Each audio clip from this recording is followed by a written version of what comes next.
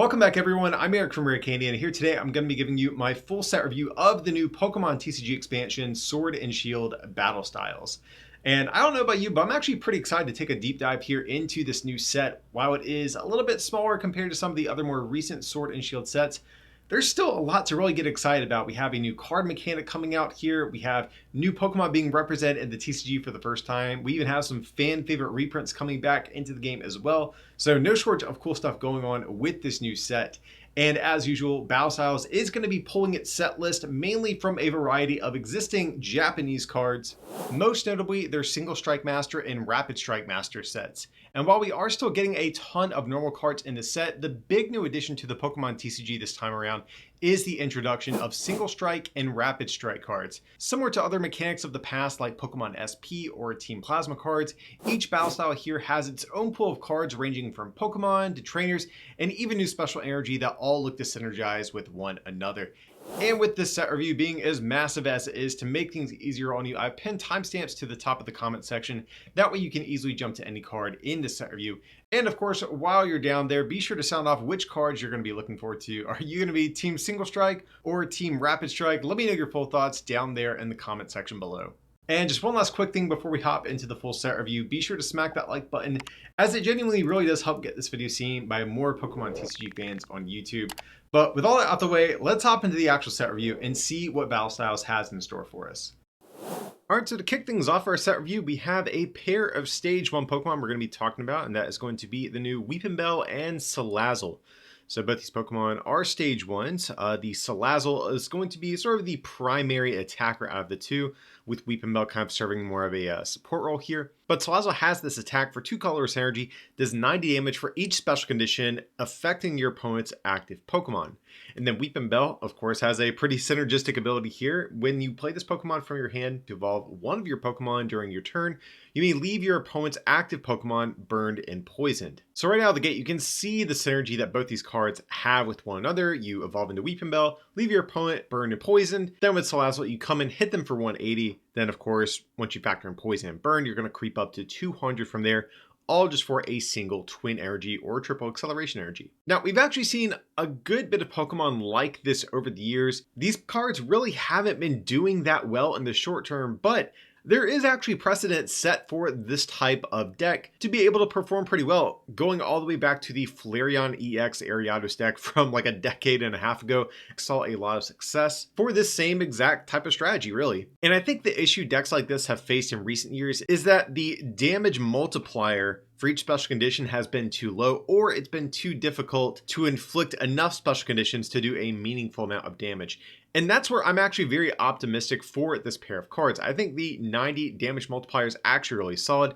You know, just doing 2 special conditions can 2-shot any of the 3 prizers in the format, which is great. But we actually do have some ways at creeping that damage up even higher than that. Thanks to cards like Earringing Bell or Yellhorn that we still have in format, we can actually inflict the 3rd status condition and go up to 270. And again, that's before factoring in damage from special conditions like burn and poison. And suddenly Salazzle, I think, gets a lot more interesting because now we can one-shot tag team Pokemon. Being fire, we can one-shot Zacian V even without a 3rd special condition. We have other cards in the format like Toxicroak, like Parasect, even things like Galarian Zigzagoon still that we can use to amplify this damage more to actually creep up and one-shot some of the VMAXs in the format. And I think this deck just kind of builds itself. We have scoop up nets to reuse Weepinbell and things like Galarian Zigzagoon if we do want to attempt something like that as well. We have Twin Energy, Triple Acceleration Energy. We're getting a new Ball Search card in this set that searches out the entire evolution lines that we're talking about here. There's actually a good bit of single prize Pokemon coming out in Battle Styles, and I actually think Salazzle and Weepinbell are among some of the top contenders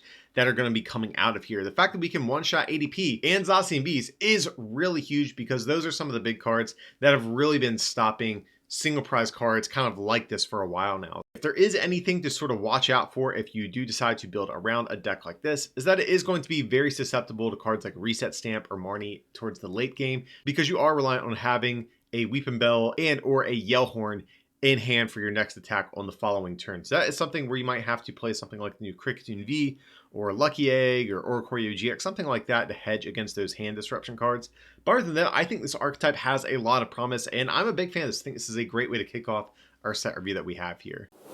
Next up, we have our very first Pokemon V, and that is going to be Cricketoon V. It has this ability, once during your turn, you may draw cards until you have 3 cards in your hand, but if this Pokemon is in the active spot, you may draw until you have 4 cards in your hand, and you can't use more than one of these abilities per turn. And then just has a somewhat average attack here for Grass 2 Colorless, 80 plus 80 more on a coin flip. And this ability is very similar to the old Oranguru back from Sun and Moon, which is one of the best support Pokemon during its lifespan when it was in the game. Not only did this sometimes allow you to dig a little bit deeper on certain turns to maybe hit a certain card you're looking for, but also this is just going to make your hand a little bit sturdier against hand disruption cards like Reset Stamp, Marnie, even attacking Pokemon like Trevenant and Dusknoir GX as well. But I think for right now, this card does share a little bit of competition with decks that might already want to play Oricorio GX, just because they do kind of share a similar function. But certainly after the next rotation, this will definitely be the go-to card for this sort of effect. But even beyond that, I think certain decks might prefer one of these over the other.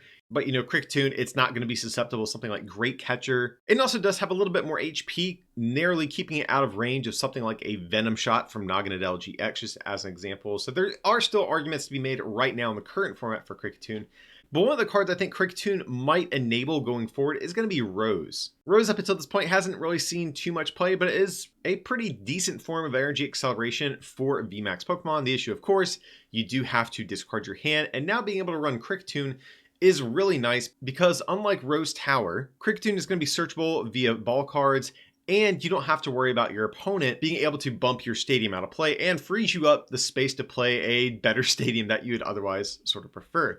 So I think if you're a VMAX deck that already doesn't have some sort of built-in energy acceleration to your deck currently, Rose suddenly becomes a much more viable option after the release of Cricketoon V. So while this isn't going to be as prevalent as something like a Crobat V or a Dedenne GX, Cricketoon V is still another great addition to our pool of multi-price support Pokemon that we currently have. So I'm a big fan of this one. I played the old Oranguru a ton back in the Sun and Moon era of the game, so Cricketoon I expect to see a similar amount of play during its lifespan at different points. Next up, we have a new Cherum card, and Cherum is a stage 1 Pokemon, and it has this ability. As often as you like during your turn, you may attach a Grass Energy card from your hand to one of your Pokemon, but accept Pokemon with a rule box, which is a very spicy addition they've made to this ability.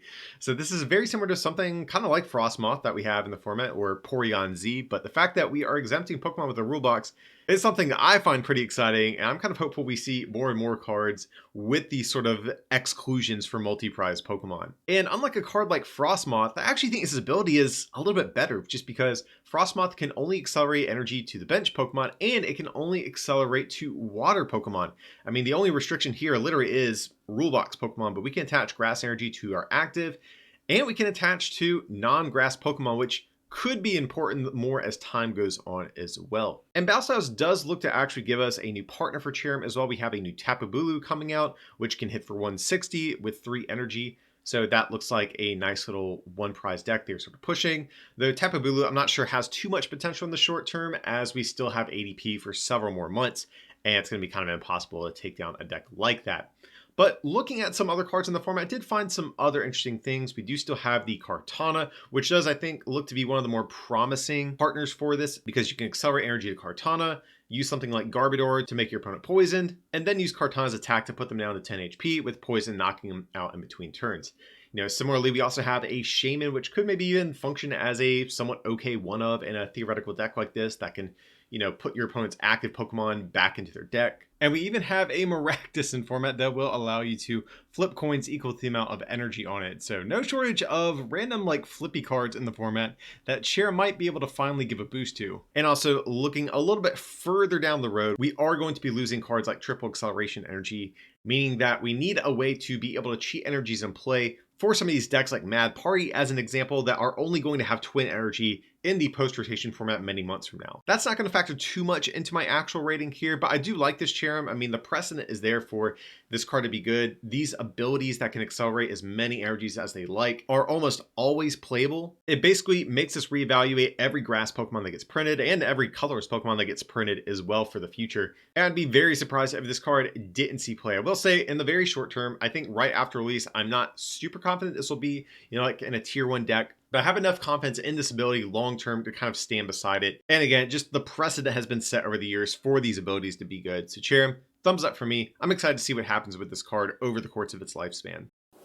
Next up, we actually have a very interesting card that we're going to be looking at. That's going to be Durant. So for 2 colorless energy, it says for each of your Durant in play, discard the top card of your opponent's deck. And the reason this card is so interesting is because this is actually kind of a pseudo reprint of the old Durant from Noble Victories. But as we will be discussing, there are some pretty big differences between that card and this one, and of course their respective formats that they were both printed in. So the Durant deck back during Noble Victories was actually a very viable deck, saw a decent bit of success. It was the same exact attack, but just for 1 metal energy. And that's actually the first of kind of the issues with this card. Being able to use this attack for 1 metal energy is a huge difference between needing a twin energy. And with cards like triple acceleration energy not working for Durant, this does require some additional forms of energy acceleration if you do want to chain these attacks throughout the game. So this means you're going to need something like the new Cherum we just looked at, or maybe something like Tapu Koko Prism Star plus some lightning energy, because of course if you run out of twin energies, you still need a way to be able to power up a Durant in 1 turn to be able to keep your mill strategy going over and over. In terms of keeping your mill strategy going too, I think that's one of the next issues that we're going to run into. Unlike the old Durant, which had Revive in its format, which allowed you to put a Durant immediately from discard back onto your bench, the only real recovery option we have right now is Ordinary Rod. And Ordinary Rod, while is a solid form of recovery most of the time, you now need your recovery card plus a way to search that Durant you just put in your deck back into play, which is an issue, making chaining these a little bit tougher than the previous Durant. And what happens if you prize 1 or 2 of your Durants? I mean, you kind of just lose at that point, I hate to say, because again, back during that Durant's time, there were cards that allowed you to manipulate your prize cards to fish out those unwanted Durants that you may have prized. While today we don't really have anything that can easily manipulate our prize cards outside of maybe something like Celesteela GX. And then from there, the final thing that I think just is the nail in the coffin for this is the fact that ADP is still such a prevalent deck. You know, going against a deck like that, you just literally don't have enough turns to win. That's the issue. You can probably build a functioning Durant deck. You know, we do have things like Crushing Hammer to double down on your disruption strategies. We have Cursed Shovels to, you know, discard a couple more cards from our opponent's deck. I think there's just too many of these major obstacles in its way for this to break through and actually go from just being a semi-functioning archetype to actually being something that's competitive and viable as well. Especially after the rotation happens, a card like this is deserving of a second look, especially as more and more cards get added to the card pool as well. But in the short term, there's just no way a card like this can actually be good, I think. So for the moment, pretty big thumbs down for me, but a card I am going to be keeping my eye on as the metagame and card pool does change. Next up, for our first Pokemon VMAX of the set review, we're going to be taking a look at Flapple VMAX. So before going to the VMAX, we do need to go over Flapple V for a grass energy, just 20. And during your next turn, the defending Pokemon's attacks cost 2 more colorless energy, plus just a kind of vanilla 120 for a grass and 2 colorless. So this first attack on Flapple V is actually pretty good. A lot of times these Pokemon VMAX pre-evolutions aren't too great most of the time. You know, if we look at a card like Colossal V, just as an example, the card's utter trash. You'll probably never attack with it until you evolve into the VMAX. Whereas Flapple V, I think this is a good early game attack you can maybe fall back on. Now the issue is almost every deck right now at the time of recording plays 4 Switch or close to that, meaning that after your opponent plays Switch, it nullifies this effect, and if they come back into the active, they can actually attack you. So that is something that is a little bit annoying, but nevertheless, it gives you a shot at staying alive until you can successfully evolve, which I do like. So I do want to at least give this attack a little bit of credit. Then for Flapple VMAX, just has 1 attack here for a grass, 2 colors, does 250, minus 10 for each damage counter on this Pokemon. And the minus effect here is really the first of a couple red flags I have with this card, because outside of Vileplume GX, which really has actually not even been its own deck, it's just been kind of a one of in Mewtwo decks based around these minus attacks. Man, I really can't remember the last time they were super viable. Again, Vileplume's just kind of been an exception to that. But by and large, these attacks usually aren't too good because, I mean, if your opponent just attacks it into you, gets the first hit into you, even if they don't knock you out, and they just do like, you know, let's say 200 damage just as an easy number, I mean, suddenly you're hitting for next to nothing with this thing. But I will say, one of the things I do like about this is that even after resistance, you can one-shot Zacian V, so that is one thing this card does have going for it. And having the colorless energy in its attack cost does actually make this card a little bit more flexible. Of course, if this was just a grass energy-based attacker, you would be forced to play something like Rillaboom, whereas now with the colorless energy, you do have the option of playing something like Welder if you do want to go that route as well. So I think the question really isn't how do you get this guy powered up, because I think there are enough ways to where you can get this guy up and running. The issue is more so, what do you do once you've been attacked? And luckily we do still have some healing cards. We have Mallow and Lana still in the format, and we have the new Cheryl card coming out in this same set as well that can heal all of your damage. But now we're starting to talk about requiring supporter cards that don't even draw you cards to being integral to your deck's core strategy just to function and survive. And that's where I start to lose interest. You have to run enough copies of these supporter cards to where you can draw them on the turns that you need them, which is going to be probably every turn after turn 2 or 3. But you also still need to ensure that you can set up and continue to advance your board state. And that's where the issue I see for a deck like this. You know, if I want to play a VMAX and do a similar amount of damage, all I need to do is play something like Eternus. For 2 energy, I can hit for 270. And I can play Crobat V every single turn. I can play Boss's Orders every turn if I want to. So I think Flapple VMAX just requires way too much. And even on top of that, you're also a little bit shy of knocking out most of the tag teams that we have in format as well. So Flapple, yeah, just a little bit too much going on here. Not a particularly great VMAX we are starting our set review off with. So next up, we have another Pokemon VMAX, and that is going to be Victini VMAX. So of course, before we get to our VMAX, we do have a new Victini V that we are getting in this same set as well.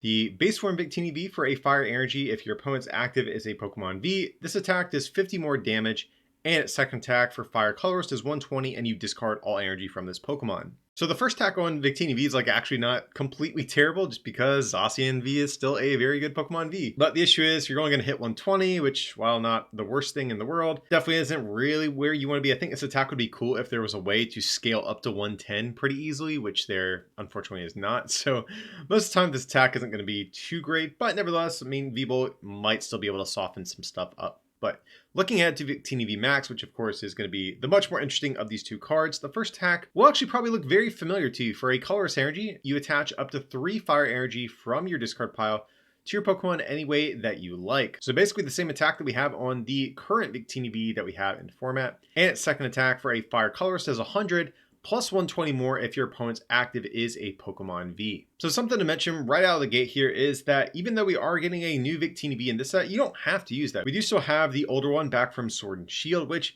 I think actually might even be the preferred route I would like to go here. You know, have the first attack on this new Victini applied to any rule box Pokemon. I might prefer that one a little bit more because then you could set up your damage to be able to two-shot tag teams a little bit easier. But the VMAX is, I think, actually a pretty solid card. I think this is a card that some people might be sleeping on a little bit. I know the new Urshifus in the set are some of the big stars, but 2 for 220, not a bad damage to energy ratio whatsoever. I mean, Zacian hits 230 for 3, so 220 for 2. Yeah, it's something I really don't mind at all. You're not as reliant on things like Volcanion or Welder to get up and running, meaning that you might even be able to play copies of cards like Professor's Research and have, you know, a slightly more conventional draw engine in addition to your normal Welders that you want to play. So I really think your options for deck building around Victini VMAX are going to be a little bit more flexible. 220 is good. I do think you still need to play some other things, probably like a Heatran GX, probably like maybe a Reshizard or a Cramorant V, just because there are going to be attackers that sometimes are going to be a little bit more efficient than this guy. But I do believe Victory Max to be a pretty solid attack. I think one of the other things to talk about when it comes to Victini is going to be the tanking options that we have in format as well. 310 is a little bit on the lower side of HP, meaning that cards like Centiskorch, Eternatus, even the new Single Strike Urshifu VMAX, etc., do actually have some ways at just taking a one-shot on this guy. So I think you probably are playing some copies of Heat Fire Energy and or Big Charm. So I'm going to stand by Victini VMAX. I do think this card is overall pretty solid. It does, of course, still have to contend with the other fire decks that we still have for the moment. And while Victini VMAX is one of the cards from Battle Styles at the time of recording, I've not yet been able to get my hands on and test with just yet. I think there is enough here to make the case to build around this, since it is much more streamlined, I think, than some of the other different Welder-based decks that we've had up until this point. Next up, we are finally going to take a look at our very first of the different Single Strike and Rapid Strike Pokemon, and that is going to be the new Emboar. Emboar has this ability: your Single Strike Pokemon's attacks do 30 more damage to your opponent's active Pokemon. Then it just has kind of a vanilla 2 fire, 2 colors for 130 attack. So while Emboar does have some cool things going for it, like has 188 HP for retreat cost, meaning you can abuse buff padding, and still things like Welder and Twin Energy to get this guy powered up, I don't think Heat Crash is realistically going to be the center of your deck here, just because we have so many different fire Pokemon that can do the same amount of damage much easier than being a stage 2. But the ability is worth taking note of, because the Single Strike Pokemon are getting a supporter card that could be quite useful with cards like Emboar. So we have the new Mustard supporter, kind of like the old Maxis and Archie's cards that can bypass traditional evolution rules and actually get this Emboar immediately into play just with the effect of a supporter. And that's where I think this card might have some potential, because the single strike Urshifu VMAX that we're getting in this set is a very heavy hitting new Pokemon VMAX, but it is just barely shy of taking one shots on some of the Pokemon VMAX out there. And Emboar can be one of the ways that it can scale its damage up high enough to actually get there. Because with one of the new single strike energies, Urshifu can hit for 290, and then with Emboar, we can hit for 320, which again is sort of like a magic number for most of the different Pokemon VMAX that we want to attack into. But I think this card's success really comes down to a few things. How easily can we make use of the new Mustard supporter cards? Because we don't have something like Tapu Koko GX to be able to easily search them out when we want them. We don't have the Battle Compressor versus Secret Engine to easily find them when we want them. We are going to be reliant on playing either high counts of these supporter cards and or high counts of Pokegear as well. So I think pulling off this sort of combo might potentially be a little bit challenging. Also, is this better than just playing a thick count of the new Houndoom that can search out single strike energies to make you do more damage? I think that's really the questions you have to ask when it comes to this card. So as you can see by my rating, I'm a little bit torn on this. 30 damage is not to be scoffed at all. I mean, Choice Band back during the Sun Moon era of the game was one of the absolute best cards in the entire format because of just being able to do 30 damage. So 30 damage is very impactful. Let's not get that confused. It just remains to be seen if these new supporter cards are going to be consistent enough to easily get these Emboars out whenever you do need them. And that's where I definitely have some hesitations when it comes to my rating for this card. So I'm going to remain neutral on Emboar. Card has potential. We've seen these sorts of strategies be successful in the past with cards like Gallade, Archeops, etc. being able to be more quickly gotten into play thanks to these types of supporter cards and see a lot of success actually. So the precedent is there for Emboar to do well, but again, I'm a little bit more skeptical of the engines that our current card pool enables to be able to pull this off. So we'll have to see on this one. Definitely warrant some testing, but not quite as exciting as some of the other single strike cards that we're going to be looking at in this review. Next up, we're going to be looking at Kingdra. Kingdra is going to be a new Stage 2 Pokemon, and it has this ability, Lord of the Ocean Depths, which is a pretty sweet name. I'm not sure how it's going to be translated whenever it does get released internationally, but the Japanese translation does sound pretty cool, if nothing else. But it says, whenever your active Pokemon is knocked out by damage from an opponent's attack, you may choose any number of water energy attached to that Pokemon and move them to this Pokemon. And then its only attack for a water energy does 40 times the amount of water energy attached to this Pokemon. So one of the big issues with cards like this, especially being like single prize Pokemon, is that unlike a VMAX that has over 300 HP, more than likely every time you attack with this, it's just going to go down on the following turn. And previously, you would have to not only set up a new Stage 2 attacker, but you also would need to set up all of your energy yet again to do an even remotely decent amount of damage. But this ability is making a really good attempt to remedy that sort of issue with the way a lot of these cards end up working. Because as you can see, the idea is you want to get a ton of energy on a Kingdra, most likely with a card like Frostmoth. And then every time your Kingdra goes down, you just pass all of that energy to the next one and keep ramping up your damage higher and higher from there. And in theory, your damage is just going to keep snowballing and you're eventually going to just knock out whatever your opponent has up. So I really do like this ability. I like this attack as well. But the issue is that you really need two Kingdra and a Frostmoth in play every single turn, because the issue is you only have this one Kingdra up in the active spot and you don't have another Kingdra ready to go. That Kingdra on the bench can't activate its ability and get all the energy attached to it. And as a result, you just lose all of this energy that you've built up. So if you ever just miss a turn of having two Stage 2s in play, your damage is just going to go down the drain. And man, that is tough. I think it's going to be tricky alone just to set up your Frostmoth and your Kingdra, let alone another Kingdra every single turn. Like in my head, I'm almost thinking more than likely you're playing something like Lily's Pokédoll or maybe Articuno to attempt to wall for a few turns, because this is a deck that realistically I don't think is attacking turn 2, but maybe turn 3. Because at that point you have a better shot of having your Stage 1 plus your two Stage 2s. Like realistically, when I'm thinking about this, I almost feel like you're going to need like a 65 to 70 card deck to fit everything you really want to fit in to ensure that you can make this sort of strategy work. And then on top of that, of course, the big elephant in the room when it comes to single prize decks is that ADP is still running rampant and is showing no signs of slowing down right now. As much as it pains me to do so, I am going to have to downvote this one, but this might be a card maybe we can revisit at a later point, maybe after the rotation. And speaking of single prize attackers, we have a new Galarian Mr. Rime. So Galarian Mr. Rime, of course, is going to be a stage 1 Pokemon, and we're looking at, for this first attack, for 2 colorless energy, you may discard any number of item cards from your hand with ball in their name. This attack is 40 more damage for each card discarded in this way. And another card that we're getting in Battle Styles that's important for this conversation is going to be the new Yamper as well. Yamper has this ability, fetch the ball. Once during your turn, whenever you play this card from hand onto your bench, you may put 1 Pokeball and 1 Great Ball from your discard into your hand. So I just want to say, I really love this ability on Yamper, fetch the ball. It's so cool because, you know, like with a dog, every time you play Yamper, they go and retrieve your ball cards that you played in the discard. So I think this is just a really cool sort of archetype they're pushing here, and it looks to be a lot of fun. But in a lot of ways, this sort of archetype they're pushing almost reminds me a little bit of Mad Party. Just because your attackers attack for twin and triple acceleration based energies. But in this case, instead of having an inflated Pokemon count, you have kind of an inflated item count by playing all the different Ball Search cards.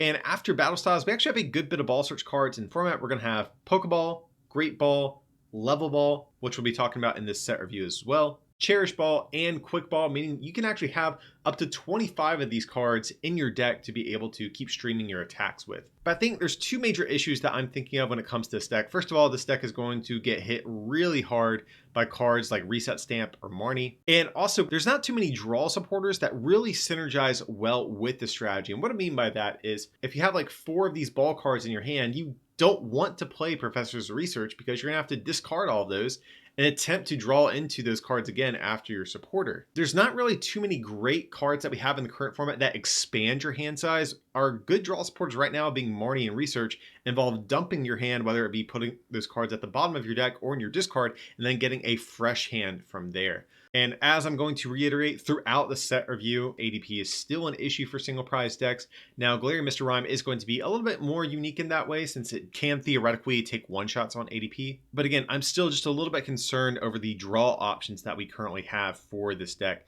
I think a card like Cricketoon V or Oricorio GX are going to be kind of a given for something like this. And maybe you even have to play weird things like Erica's Hospitality or maybe Cynthia and Caitlin. Really not sure. That is definitely going to be the big thing I am going to be working on when it comes to this archetype. And if it can bypass that and overcome that sort of deck building challenge it currently faces, I think this is actually poised to be one of the better single prize decks that we're going to have in the format. Again, it's just what draw engine is going to work best with this. That's what I think kind of remains to be seen. So I like this combo of cards here, but I am going to remain a little bit neutral for the moment though.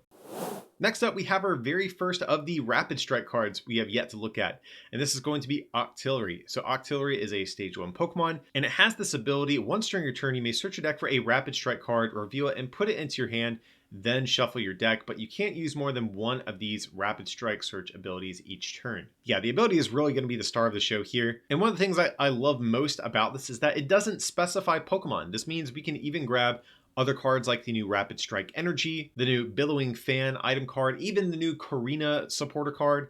Of course, the big partner people are going to be looking at for this is going to be Rapid Strike Urshifu VMAX, as this can search out your evolutions, your energy, whatever it might be. So yeah, that's sort of the natural partner we're going to be looking at. But this is definitely going to be, for any more Rapid Strike cards that get printed, you have to consider Octillery going forward as a support Pokemon, even if it's just a 1-1 line or maybe a 2-2 line. At the time of recording this segment of the set review, I am working on a variety of different Rapid Strike Urshifu lists. Some actually don't play Octillery. I do have to concede some do. So I am curious what percentage of Urshifu lists are going to play this. But I'm probably leaning towards saying it more than likely will see play along Urshifu. But if not, even still, this ability is so good that I feel like there's no way this doesn't see play as a support Pokemon for any future Rapid Strike cards. So not a whole lot else to really say about Octillery. Just a overall super solid consistency booster that I'm definitely expecting to see some play at some point for sure. Speaking of Rapid Strike Pokemon, up next we do have Empoleon V. Empoleon has an ability that says as long as this Pokemon is in the active spot, your opponent's basic Pokemon in play have no abilities except for Pokemon with a rule box, meaning Pokemon V, Pokemon GX, etc. Then it does have an attack for a water and 2 colors, does 130, and you move an energy from this Pokemon to one of your benched Pokemon. So initially, I actually was really optimistic about Empoleon. Upon my first reading, I actually thought this stopped abilities for Pokemon with the rule box, which got me really excited because, man, you can show off Dedenne, Crobat V, Eldegoss V, whatever it might be. So I was really excited about that. I thought that looked very promising, but then I reread the card and realized, oh wait, It's all of the basic Pokemon excluding those, which is a lot less exciting. Now, granted, there are still a bunch of good abilities on single prize basic Pokemon. Think of the various Jirachis that we have in format. We have Galarian Zigzagoon, we have Snorlax. Well, I think the next question to ask is, what deck are we even going to play something like Empoleon in? If we read this attack, I mean, we can quickly see this is not a very strong attack. 130 for 3, that's honestly pretty awful, especially when you compare that to something like Brave Blade on Zacian V, which does 100 more damage for effectively the same energy cost. So to be honest, I don't believe we are playing this as an attacker. I think this is actually going to be more of a wall target, because if we do notice, Empoleon does have a 2 retreat cost, which means Air Balloon will work with it. And what that means is hit and run style decks can potentially abuse Empoleon as a wall Pokemon they promote after they attack. So think of something like Greedent that we have in the current format, or even the new Mienshao that we're going to be looking at later in the set review as well. So you can attack with these Pokemon, promote your Empoleon V, show off your opponent's abilities for the next turn. With that being said, I don't think hit and run strategies are in that great of a spot right now. Again, because of ADP, they can always use boss's orders like almost every turn to just play around your wall Pokemon and pretty much deny your entire deck strategy. So decks like that right now just aren't in a good spot, and as a result, Empoleon's not going to be in a great spot either. But that being said, this is a card I still think might be worth having on hand, because if we do get better and better single prize Pokemon with good abilities, there is a world where maybe people do play Empoleon. We've seen decks play Wobbuffet back from Phantom Forces, literally just to potentially try to open with it and deny your opponent having maybe a strong opening or something like that. Empoleon does have the potential for something like that as well, but right now it just does not exist. But keep your eye out for the card. The ability does have some degree of long-term potential. Next up, we have a new Stage 1 Pokemon that is going to be Jellicent. Jellicent's a pretty straightforward card, just has one single attack here for 2 water energy. It does 10 damage times the number of water energy in your discard pile. So I think it's actually a card that's actually narrowly not good. Let me explain what I mean by that. I actually think this attack is fine in terms of what it's asking from you to do.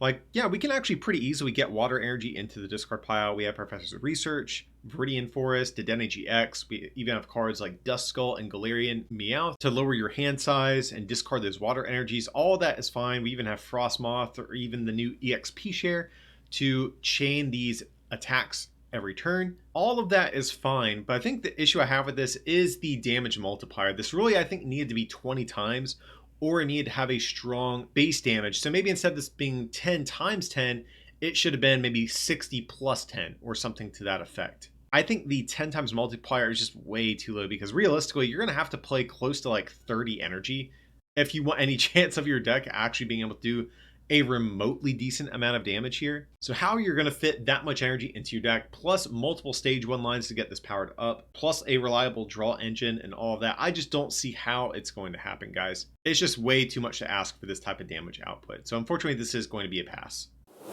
Next up, we have another Rapid Strike Pokemon. This is going to be Luxray. Luxray is a stage 2, so I, of course, by default, am going to be a little bit interested in this guy. But it has 2 different attacks, the first of which for a lightning energy does 40 to one of your opponent's Pokemon, and you of course don't apply weakness and resistance for a bench Pokemon, but then you switch this with one of your benched Pokemon. And its other attack for a lightning and colorless is 100 plus 100 more if your opponent's active has any damage counters on it. So while I'm not too crazy about this first attack, this second one is actually pretty interesting, because really if you're a single prize Pokemon, if you want any chance of seeing success, you have to at least be able to one-shot a Zacian V. Otherwise, your deck is just always going to lose to ADP. You literally have like no outs otherwise. So Luxray in this case actually does have access to that, because we do still have Galarian Zigzagoon in the format, meaning we do have ways at getting damage counters on our opponent's active. And with things like Scoop Up Net and stuff like that, we can reuse our Zigzagoons over and over. We also still have the top entry Luxio that we got back from Rebel Clash to maybe potentially try to chain our Luxrays a little bit easier. We have Speed Lightning Energy to speed up this deck a little bit and give it some extra draw power. We have Tapu Koko Prism Star to accelerate the second energy in Luxray's attack cost. And if we want to play something like Octillery, Octillery can even search out our Luxrays for us. So I actually do think this Luxray has a good bit of support. And like I said, its ability to one-shot Zacian V is really the thing that gives this card any sort of hope. But as you guys just heard me outline, there's a lot of cards that support Luxray, and fitting all those into a 60 card deck list could actually prove to be kind of difficult. And that's where I do start to get a little bit worried about this. This is one of those cards I kind of just want to get some hands-on time with, just to see how it does. So if I'm a betting man, I don't think Luxray is going to make a huge impact in the game. But again, I think there is a world where a rogue based around this could potentially make an appearance and potentially have some decent finishes in tournaments when this thing does get released. So I will admit upfront, I do have a little bit of bias when it comes to my single prize attackers, especially the stage 2 ones, but I like Luxray enough to have a shred of optimism when it comes to this card. So I'm going to remain a little bit neutral on this card. Definitely has some good things going for it, but of course it does have some of those natural disadvantages being a stage 2 in the current format that we have now. Up next from there, we have Tapu Koko VMAX. And of course, before we get to the VMAX, we do have a new Tapu Koko V coming out in this set as well. And just to go over that really quick, it does have 2 different attacks. The first one for a lightning does 40, and its second attack for 2 lightning and a colorless does 20, plus 40 more for each energy attached to all of your opponent's Pokemon. So the second attack on this Tapu Koko V is actually pretty interesting. If your opponent has 5 energy in play, you're going to be able to hit for 220, which is a pretty good number against some of the 2 prize decks out there. But I think overall, I would still just prefer the normal Tapu Koko V we currently have. Has free retreat, its first attack can draw you cards as well. And most of the time, the second attack on both of these is going to hit for approximately the same amount of damage. So I think by and large, I would just prefer the free retreat option that the current one gives us. But looking ahead to Tapu Koko VMAX just has a single attack here for 2 lightning and a colorless does 180. And if you have more prize cards remaining than your opponent's active Pokemon is now paralyzed. So I've seen some people express interest in this card, but to be honest, I think this is a pretty terrible VMAX overall. I mean, auto paralysis a lot of the times in previous formats has been good, but right now with most decks playing 4 copies of Switch, there are very few situations where this paralysis is really going to stick. You know, maybe late game you go reset stamp, max shock, and they're stuck for a turn. But most of the time, I do not think this paralysis is going to stick. And if you're not paralyzing your opponent, you're just doing 180 damage. And 180 is just not a good number to hit for. In the context of going against opposing VMAX decks, yes, 180 is good, but I mean, you have to 2-shot Zacian V with this, and they 2-shot you. But you give up 1 more prize card than they do. They're also basic, so they're probably going to be attacking sooner than you. I mean, if Zacian V wasn't a card and we were purely in a VMAX-centric metagame and decks were playing copies of Air Balloon instead of Switch, yes, I would say this card does have some potential. Because we do have ways at fulfilling this effect here. I mean, we have cards like Electro that can knock itself out and supply energy for Tapu Koko. We even have Magneton as well in the current format. So it's not hard to fall behind on prizes to activate this. To be honest though, I don't think we have reason to want to play this card even over Pikachu VMAX, which I think is also a pretty bad card right now at the time of recording. So I think if you're a Lightning deck at this point, guys, you're playing Pikarom. Having the fighting weakness on Tapu Koko is actually really bad after this set as well, since both of the new Urshifu VMAX do have a lot of potential and are seeing a lot of early hype. So Tapu Koko VMAX could not strike out harder if it absolutely wanted to. Not a fan whatsoever of this thing. Next up, we have Bolton. So it's a stage 1, has 2 different attacks. The first of which is going to be Corner for a lightning energy. The defending Pokemon can't retreat during your opponent's next turn, which of course is never going to be impactful because every deck plays for Switch, as I've already mentioned. But its other attack is a little bit more interesting. 2 lightning and a colorless for 130, but if this Pokemon has any damage counters on it, the cost of this attack is 1 lightning. So 1 lightning for 130, that's actually a very good damage to energy ratio that we have here. And this effect actually isn't that hard to pull off at all. We have things like Spikemuth in the format, but also we have cards like Spiritomb and Jinx to more easily get that damage counter on our Bolton to get it up and running. But at this point, if you're playing a stage 1 along your Spiritombs and Jinx, I don't see a world where you're playing this over something like Donphan. While Donphan does hit just for 10 damage less, it's a card that can hit a variety of popular Pokemon for weakness like the Dedenne GX, Pikarom, Eternatus VMAX, etc. And by comparison, Bolton only hits a couple of Pokemon for weakness that are relevant. So think of something like Cramorant V or maybe Empoleon VMAX. But in the case of Empoleon, you can't one-shot them. And Cramorant's a card they're probably just not going to put down if they're playing against you, just because Cramorant is usually just a Dedenne killer. So Bolton's really not bad. It's just outclassed by Donphan. Now, of course, this is something that is subject to change if we do start to get more and more lightning weak Pokemon. And of course, when ADP rotates over the summer, maybe we can revisit Bolton, but right now, the current factors in the game are really working against a card like this. Again, not a bad card in a vacuum. Donphan just happens to do a better job in this sort of Spiritomb Jinx deck than Bolton.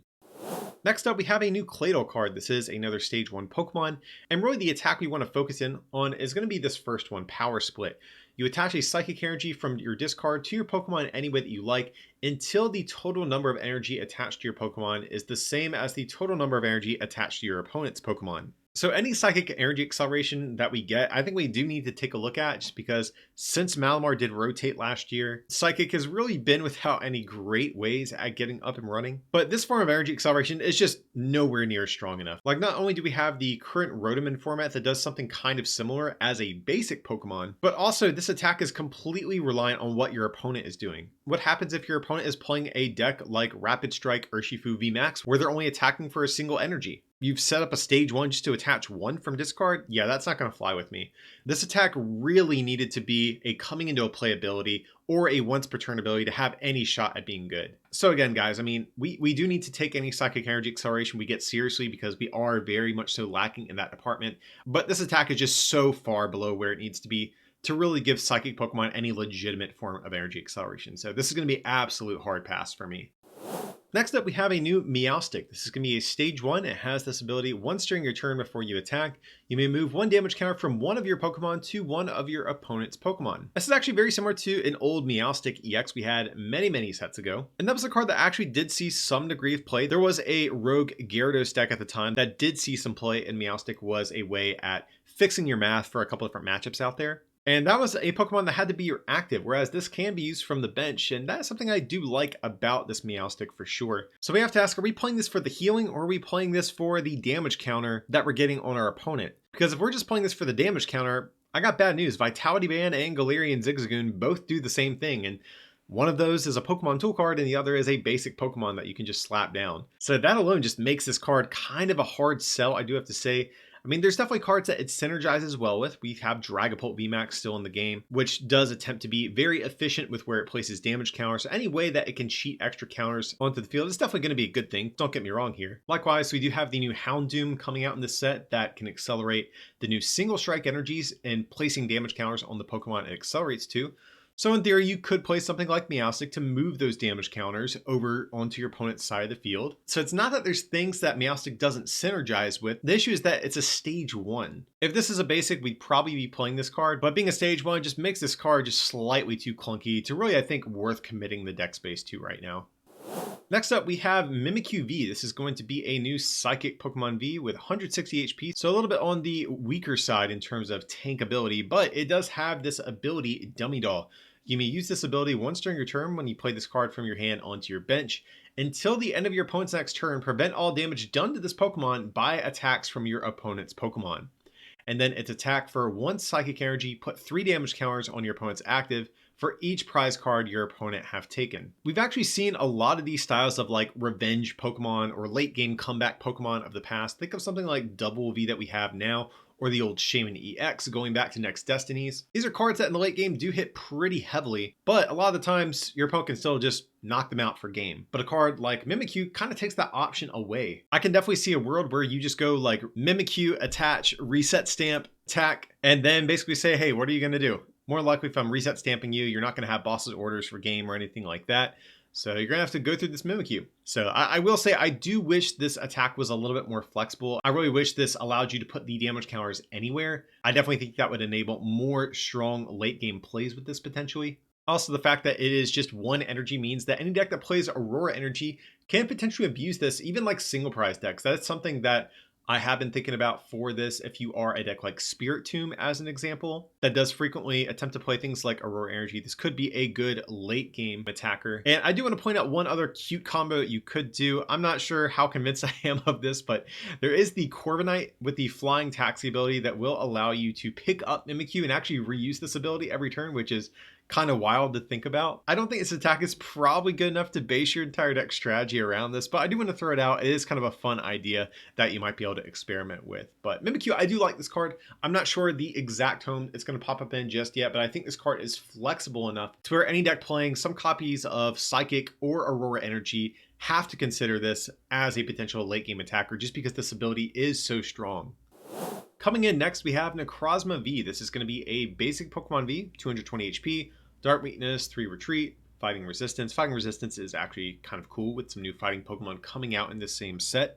But it has two different attacks. The first one for a Psychic Energy is going to do 20, and then 20 to 2 of your opponent's bench Pokemon. And its second attack for 2 Psychic and a Colorless does 100, plus 120 more if this Pokemon has any special energy attached to it. So doing 220, it's kind of like the magic number you kind of want to see. Like right now, to really have any chance in the game, you need to be able to one-shot single prizers, one-shot Zacian V and any other 2 prizers, and then at the very least, 2-shot any 3 prize Pokemon that exist right now. And Necrozma checks all those boxes, so that is definitely pretty good. Now, the issue we have right now for a card like this is, of course, Psychic Energy Acceleration. We don't have Malamar in the format to get a card like this up and running, but needing special energy for the second attack actually could be kind of a blessing in disguise, because we do still have Porygon Z and a number of different ways to accelerate psychic special energy. Also, by playing Aurora Energy in some sort of theoretical Porygon deck, that opens us up to being able to play other attackers of other different types as some sort of anti-meta deck, because Necrozma V's typing right now is honestly the thing that is saving me from just downloading this card altogether. I think most of the time when we see cards like this,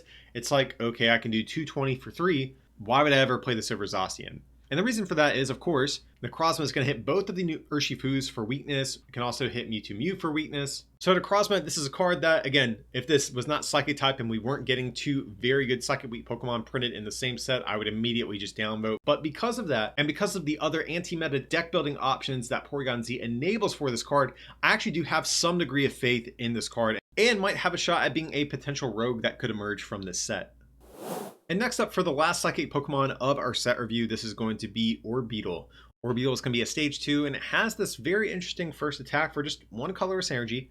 For each energy attached to this Pokemon, you may search your deck for a stage 2 Pokemon, excluding Orbeetle, and put it onto your bench, then shuffle your deck. So I really like the spirit of Orbeetle, I'll say that. You guys know me, if you've watched this channel for any length of time, you've heard me complain and whine about stage 2s not having support, and Orbeetle is making an attempt, you know, not a good one, but it's making an attempt here to more easily get your stage 2s out. But there's a lot wrong here. So I'm now playing this additional stage 2 line in my deck to get out my preferred stage 2. Why would I not just set up the stage 2 I'm trying to get out to begin with? This was my criticism of the Meganium that's now rotated back from Lost Thunder that could help you get your stage 2s and play a little bit more quickly as well. And that was an ability. And that card only still saw somewhat mild play at best. You know, at least with that, I can rationalize throwing that into my deck, because that can help me stream my stage 2s throughout the course of a game. Whereas Orbeetle, this is an attack that's really only good on turn 2. And that's the other issue with this, is you're really not ever going to be attacking with your primary attacker till turn 3 at the very earliest. Like, yes, we do have things like Twin Energy and Triple Acceleration Energy to throw down on Orbeetle to get multiple stage 2s in play, which is nice, but that then kind of limits Orbeetle to only being able to accelerate stage 2s into play that can work off of these 2 special energies or have some other energy acceleration built in. Maybe if this attack did damage, or maybe if it was designed as an ability in some way, I would be a little bit more excited for this, but I really just cannot get behind this card at all. So don't get me wrong, guys. I love the fact that they are trying it to some degree to give stage 2s a little bit of help. But unfortunately, Orbeetle is just not a card that is going to help them. Next up, we have another single strike card, and that is going to be Primeape. So Primeape is a stage 1 Pokemon. Like I said, does have the single strike designation as well. But it has 2 different attacks. The first of which, for a colorless energy, does 20 and you discard a Stadium in play. And its second attack, for 2 fighting, it does 50 for each of your bench Pokemon with any damage counters on them. So it's been a pretty low bar for the longest time, but I think we finally have the best Primeape card that's ever been printed. Again, it's not saying too much, but I actually think I do genuinely like this Primeape. Of course, because of its second attack and the fact that it is a single strike Pokemon. So getting damage counters on each of your bench Pokemon really isn't even that big of a challenge. We, of course, have Spiritomb, and also we do have the new Houndoom as well. From there, all you need is 1 or 2 copies of Jinx to move those damage counters wherever you want. And now you're hitting for some pretty large damage with Primeape here.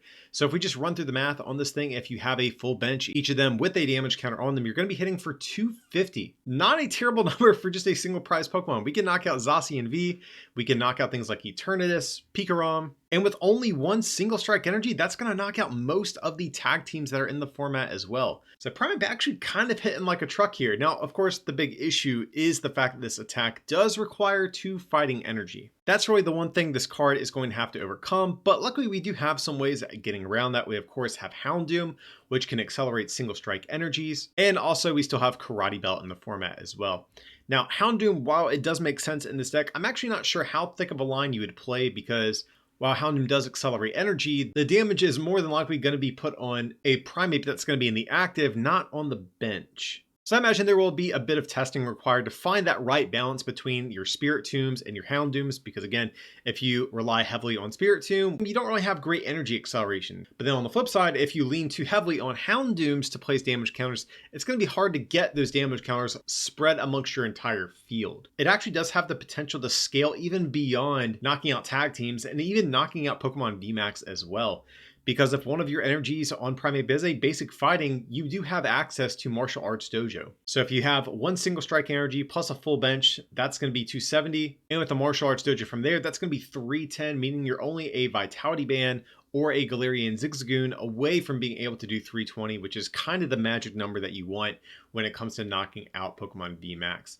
Now, you might not even need to scale that high, to be honest, but Primeape certainly has the option to at the very least. But even with the 2 energy attack cost, Primeape I think actually is one of the one prizers from Battle Styles that has some of the most potential that we're going to look at in this set review. So I'm going to stand beside this card. I'm excited to get to testing this and see how it winds up doing. Next up, we have another Rapid Strike Pokemon in the form of Mienshao. Mienshao is going to be a Stage 1 Pokemon, 90 HP. That is important to point out because this will make its evolution line level ball searchable. But we're really just looking at for its second attack. For fighting in colorless, it does 90 and says your opponent's active Pokemon is now confused. Shuffle this Pokemon and all cards attached to it into your deck. So one thing is important to point out that I don't think we've touched just yet in this set review is the new Rapid Strike energy. It's basically a double fighting and water energy for Rapid Strike Pokemon. So Mienshao, even though this is a 2 energy attack cost, we can actually power it up just with one single attachment thanks to the new special energy.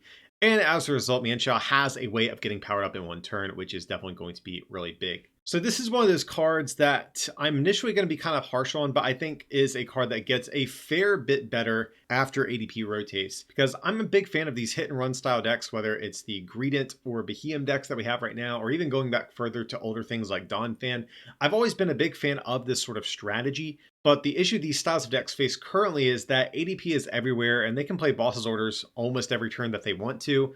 And with them taking multiple prize cards every time they do so, it's just really difficult for a deck like this to have enough turns to actually close out a game against ADP variants, meaning that decks like this are going to be shut out until ADP rotates, unfortunately. So don't expect too much from this card right away, but I do think long-term there is a shred of potential for Mienshao. The fact that both this evolution line and the special energy that goes with it is searchable by Octillery is really big, because I don't know if you've ever played with a deck like Behemoth, but every time you have to find an energy and your attacker on the next turn, sometimes it can be a little bit tricky to find both pieces that you need. A lot of times you'll have the energy, but not the attacker, or vice versa. And Octillery is a fantastic support Pokemon for a deck like this if it ever does become a little bit more viable. Right now, at the time of filming, we do have some decent wall Pokemon as well. We have Lily's Pokédoll, but unfortunately that will be rotated along with ADP, so that is a little bit unfortunate. But we also have things like Altaria, Galarian Cursula, etc. that still will be around once this card's viability does increase. So yeah, in the short term, it's very unfortunate. A card like this probably won't do that well. But again, unfortunately, I'm going to have to pass on Mienshao for the moment though. Next up, we have another single prize fighting Pokemon, and that is going to be Sandaconda. Sandaconda, we are looking at this guy mainly just for its first attack. For just 1 fighting energy, you discard the top 6 cards of your deck.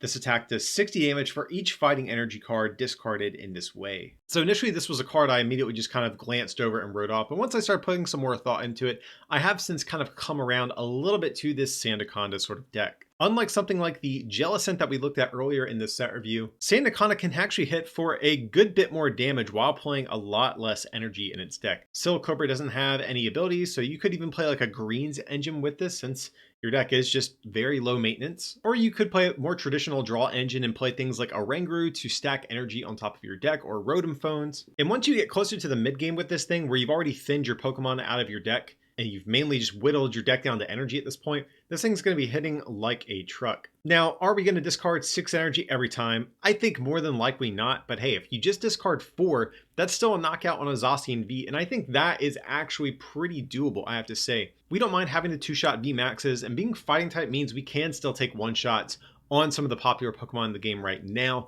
without needing to discard all 6 cards to be energy. Now, of course, I think the big deck building challenge with this is the fact that you do need to constantly be putting resources back into your deck every time you discard them. So that means you'll need to probably play some combination of cards like Ordinary Rod, Brock's Grit, or even the new Energy Recycler reprint that we're getting in the same set as well. So as long as you can just set up your next Sandaconda and another Silicobra each turn, that's all you really need. And I think that's actually somewhat doable here. I do think I have to kind of curb my enthusiasm a little bit here because at the end of the day, this attack still is done at random. Even if you play things like a Oranguru or Rotom Phone, a large part of this attack is left up to chance, meaning that there are probably going to be turns where this doesn't hit the amount of energy that you are looking for, and that might come back to bite you, I think. So Sandaconda, this is a card I think warrants exploration and worth testing, but right now, without getting hands-on time with it just yet, I'm not convinced this is a card I want to stand beside and commit to saying is good, but it has potential at the very least.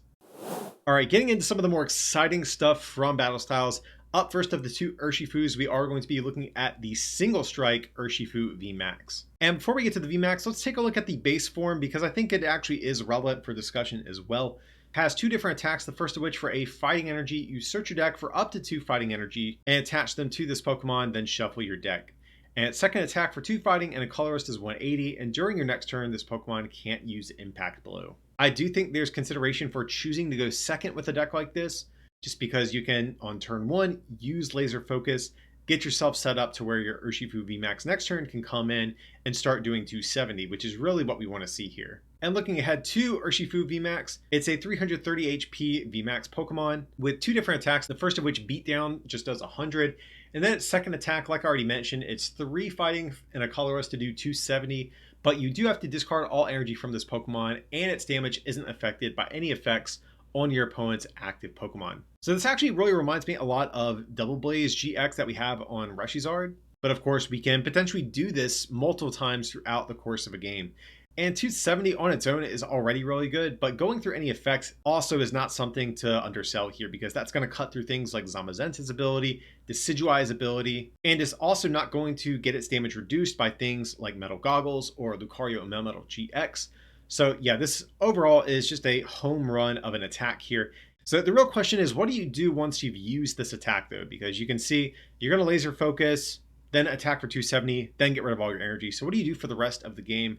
And there's a couple of different ways you can go with this. I think the option we've had up until this point to accelerate energy like this has been Colossal, but thanks to the new Houndoom, we don't have to rely on that. I think Houndoom's going to be the way to go to power this guy up. You could even opt to play things like Rose in addition to Houndoom if you really want to go that route, because Houndoom, you're going to need 3 of these in play if you want to recharge an Urshifu on your next turn. Whereas if you're playing Rose, you just need 1 Houndoom Rose and an attachment, and that will also accomplish the same thing. Houndoom in particular is really the card that I think takes Urshifu to the next level though, just because Single Strike Energy is an insane card. Getting plus 20 damage for each one attached is huge. Houndoom being able to accelerate multiple of those means we can even scale up to taking 1-shots on Pokemon VMAX. And this is not even counting things like Martial Arts Dojo or Vitality Band to increase your damage even further. But even if you don't want to build your entire deck around recharging Urshifu every turn, there is a new Pokemon Tool card that is coming out for Single Strike Pokemon. When it's attached, they get an attack that costs 1 fighting energy, does 10 plus 10 for every damage counter on them. So after you use your first Gmax 1 blow for 270, you're going to get attacked, and then maybe instead of trying to power up the same Urshifu all the way again, you just kind of rely on these Pokemon tools and potentially still take a 1-shot depending on how much they're attacking you with. I mean, think of something like Zacian just as an example. Let's say you take a 1-shot on their ADP. Next turn, they come up, attack you. You can attach this scroll, attach 1 energy per turn, and then just return KO them. And on this turn that you've used your scroll attack, you've been powering up with your Houndooms your next Urshifu to come in and take your final knockout to win. Or if you don't want to go the scroll route, you could even opt to play something like Memory Capsule instead to make use of Impact Blow if you can't manage to charge up another Gmax 1 blow on the following turn. So I don't know if you guys can tell, but I'm really enthusiastic about this card. I think this is really good. I know a lot of people have been giving more of their attention to the Rapid Strike Urshifu, but I don't think they should sleep on this. Being able to 1-shot anything in the game, even VMAXs, pretty manageably, I might add, is not something to overlook here. So I'm a big fan of the single strike Urshifu. Big thumbs up for me. You know, even beyond what I mentioned here, there's still other cards, like you could play the Emboar with the new Mustard supporter card. You could play the new single strike Tower Stadium that allows you to discard cards from your hand to draw cards. There's just a lot of support for this guy. And I'm really excited to get around to trying them out and see which one is going to come out on top. But definitely a big fan of the single strike Urshifu. I think this card is kind of a slam dunk. And of course, from there, up next, we do have the Rapid Strike Urshifu VMAX as well. So while I don't think the base Rapid Strike Urshifu is as interesting as the single strike counterpart, I do like the first attack on it. It's just a single fighting energy to do 30, and you may switch this Pokemon with one of your bench Pokemon. So kind of nice just to get in some chip damage, get your Urshifu out of harm's way until you can safely evolve on the next turn. But the VMAX is really going to be at the heart of this discussion. So it's a 330 Pokemon VMAX, has this attack for a fighting energy Gale Thrust. If this Pokemon moved from your bench to the active spot this turn, this attack does 120 more damage. In its second attack, for 2 fighting and a colorless, you discard all energy from this Pokemon, and it does 120 to 2 of your opponent's Pokemon. So while Rapid Strike Urshifu VMAX doesn't hit quite as hard as its single strike counterpart, there is definitely some advantages to this guy, as it does get up and running a little bit easier. Being able to just do 150 for 1 really isn't too shabby. We've seen cards like Golisopod GX from the Sun and Moon era do very, very well while having a slightly weaker version of this attack, in fact. And there's no shortage of switching cards to be able to keep reusing this. Of course, we have Switch, we have Air Balloon, we have a reprint of Escape Rope coming out in the same set, and even a new Stadium card for Rapid Strike Pokemon to reduce their retreat cost. So I think moving Urshifu around will really never be a problem for this, and you're pretty much going to be guaranteed to do 150 every turn if you choose to. Gmax Rapid Flow can also be really nice, especially against single prize decks and also tag team decks specifically. Because in the case of tag team decks, the math works out really nicely for you because most, outside of ADP of course, have 240 to 270 HP, meaning if you attack them with a Gale Thrust and then on the following turn they retreat, you can just attach a Rapid Strike energy, use Gmax Rapid Flow to pick them off on the bench, even if they do attempt to get out of harm's way. Having access to Octillery as well is another huge plus for Urshifu, just because not only can Octillery grab you your Urshifu VMAX, but it can grab you your Rapid Strike energy. If you play any of the new Rapid Strike training cards like Billowing Fan or the Karina supporter, Octillery, of course, can also grab you those as well when needed. And also there's a world where maybe even play the new Mustard supporter card to cheat Rapid Strike Urshifu into play turn 1. And if you're going second on your first turn, there is a world where you hit 150 with this guy, which seems pretty good if I do have to say so. I will say this, the one area where I am a little bit skeptical of Rapid Strike Urshifu is the fact that its numbers against VMAX Pokemon are actually kind of weak compared to something like Single Strike Urshifu. Because hitting 150 means if you do that twice, you're only hitting 300, meaning that you would need to go for a 3-shot on opposing VMAX Pokemon, which is really not very enticing to me. So I do think you probably will need to play either something like Vitality Band or Martial Arts Dojo if you do want to be able to ensure those 2-hit KOs on Pokemon VMAX out there. I also do worry about this card's ADP matchup as well, just because you're never going to really be able to deal with a Zacian without any testing just yet at the time of recording at least. I am a little bit skeptical of some of these things that I'm outlining here for Rapid Strike Urshifu. Against single prize Pokemon and against tag teams, this card does look to be positioned pretty well, and it has a ton of support coming out in the set. We even have other things I haven't even had time to mention, like the new supporter card that can provide healing options for Urshifu. So there is a ton to like about this card, and I'm curious which of these new Urshifu VMAX are going to come out on top once Battle Styles is legal for play. Coming up next, we have a new Crobat evolution line. Specifically, we're going to be looking at Crobat and the Golbat here. So Golbat has this ability whenever you play this from hand to evolve into it, you can draw 2 cards. Crobat's the same thing, but instead of 2, it's going to be 3. The attacks on neither of these are particularly impressive, so we're mainly just talking about these in the context of their abilities that we have here. So Crobat has been getting shown a lot of love in the TCG lately, especially when it comes to drawing cards. So there is actually a world where you can play like Crobat V and the Stage 2 Crobat line, just draw a ton of cards every turn with Crobat. So it's a good time to be a Crobat fan is what I'm saying. But yeah, in terms of actual practical applications, where do I stand on this? I'm not particularly excited, to say the least. The ability on Crobat is actually the same as the Manectric from Vivid Voltage, and Manectric is a Stage 1. So why would I take the time to evolve into a Stage 2 when I have a Stage 1 that does the same thing? We can use Scoop Up Net with both evolution lines, but again, I would much prefer just to take the stage 1. And even beyond that, we do still have the Inteleon evolution line from Sword and Shield as well. I think the only application I can possibly see for Crobat is if you want to play this in Eternatus, because you can't play Inteleon or Manectric in Eternatus just because you can't expand your bench size if they are non-dark Pokemon. There is a world I can see where you cut out Toxicroaks or Zigzagoons, whatever you might be playing, and replace all those with just Crobats and just play the most consistent Eternatus deck you can possibly build. But I think Eternatus is already pretty consistent enough to where I'm kind of cool with not playing this stage 2 line and just playing these other cards that allow me to compound my damage a little bit more to scale up to knock out certain things that are in the game. And as a result, guys, I mean, there's just really not a good home for this Crobat line right now. These abilities really aren't bad. There's just no reason to use them over other things that currently exist in the game. Taking a look at another Gen 2 Dark Pokemon, we have Houndoom. Houndoom is a card we've talked about a little bit up until this point already, but it's a stage 1 single strike Pokemon, and it has this great ability, Single Strike Roar. Once during your turn, you may search your deck for a single strike energy card, attach it to one of your single strike Pokemon, then shuffle your deck. If you attach energy to a Pokemon in this way, put 2 damage counters on that Pokemon. Like, energy acceleration from deck is already a really good effect, but the fact that we're getting special energy acceleration from deck on a stage 1 that powers up some of the stronger new attackers in this set, yeah, that's something I definitely do like about this Houndoom. Of course, you can play this with any of the single strike Pokemon, but definitely Urshifu and Primeape are going to be the big ones that we're really going to be thinking about when it comes to this thing. Honestly, there's really not a whole lot to even say about this. This card is just a complete home run, I think.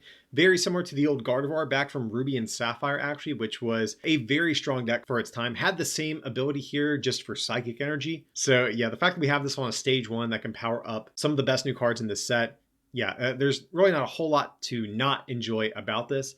And as we get more single strike cards, this ability I think is only going to be getting better and better as more of these cards get added to the card pool.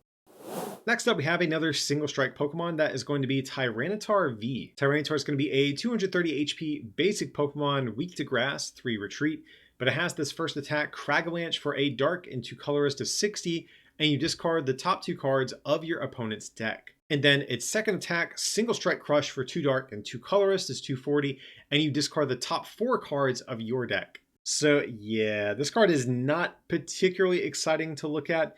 You know, a lot of times when we look at cards like this, guys, I'm always saying, you know, we're doing 240. That's basically the same amount of damage that Zacian can do. But Zacian has Metal Saucer, has an insane ability, has a lot of other great partner Pokemon that really help support it. Is there a universe where I'm playing Tyranitar V instead of Zacian?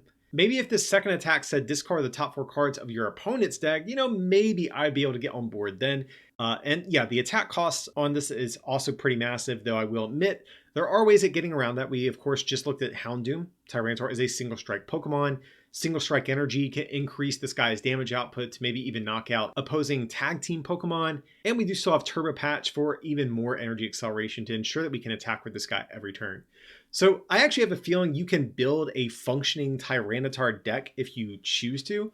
But again, you just have to ask, is there enough incentive to play this over Zacian V, which does kind of a similar thing? And I just have to say, I don't believe that is the case. I think most of the time you're just going to be putting in extra work to building around this Tyranitar. So this is going to be a thumbs down for me, guys. Not a big fan. Maybe if it gets a VMAX down the road, we can revisit this. But for the moment, not that crazy about it. Next up, we have our first Dark type Morpeko. This is a pretty interesting card. I think it's a basic Pokemon. 80 HP, has 2 different attacks, the first of which, for a colorless energy, you choose an item card from your discard pile, reveal it, and put it into your hand. And its second attack for a dark energy does 20 plus 90 if you have no cards in your hand. So this first attack is actually very similar to the old Junk Hunt attack that we've seen on Sableye back from Dark Explorers, which I want to point out now is banned in expanded format. So this type of effect is pretty good. To be fair, that's mainly just due to some of the broken card combinations that exist in Expanded. I don't think this attack is quite as impactful in Standard, especially since it's just a single item card. But yeah, this attack is not the one I am, more excited about out of the two. I definitely think Hunger Tackle is the more interesting one. Being able to do 110 for 1, potentially even on the first turn of the game, is, I think, actually kind of decent here. You can one-shot a Dragapult V. So this attack hits pretty decently, hits quickly, but of course you have to ask, is there a way to actually effectively play down our hand to 0? Believe it or not, I actually don't think that's the main issue this card has. We do have things like Aurora Energy that can play down our hand. Aurora Energy actually in particular is good because we can play Morpeko with the Woobat that has kind of a similar attack. We have Duskull and or Galarian Meowth to artificially lower our hand size with their abilities. And we even have effects like Rose Tower or the new Cricketoon V to refill our hand size on the next turn after we've used this attack. So I'm actually not too worried about being able to build a functioning Morpeko deck. Again, the issue is that ADP is still everywhere in the game right now, and a deck like this is just not going to be able to survive. So I just don't think there's any way this deck can ever be good as long as ADP is in the format. So this is another one of those cards. Unfortunately, you might have to wait a couple more months for the rotation to kick in before we really treat it a little bit more seriously. But I do think both attacks actually are interesting, and one that for me, even though it is going to just sit in my binder for a little bit, it is a card that I am going to keep my eye on. Next up in the set review, we have Bronzong. This is a stage 1 Pokemon, and it has this ability. As often as you like during your turn, you may move a metal energy from one of your Pokemon attached to another one of your Pokemon. And of course, just kind of a vanilla 70 damage attack that we're really not going to spend too much time on. But this ability is really the heart of this discussion, and I think this is definitely the thing to get most excited about when it comes to this card. These sorts of energy manipulating effects have been historically very, very good over the years.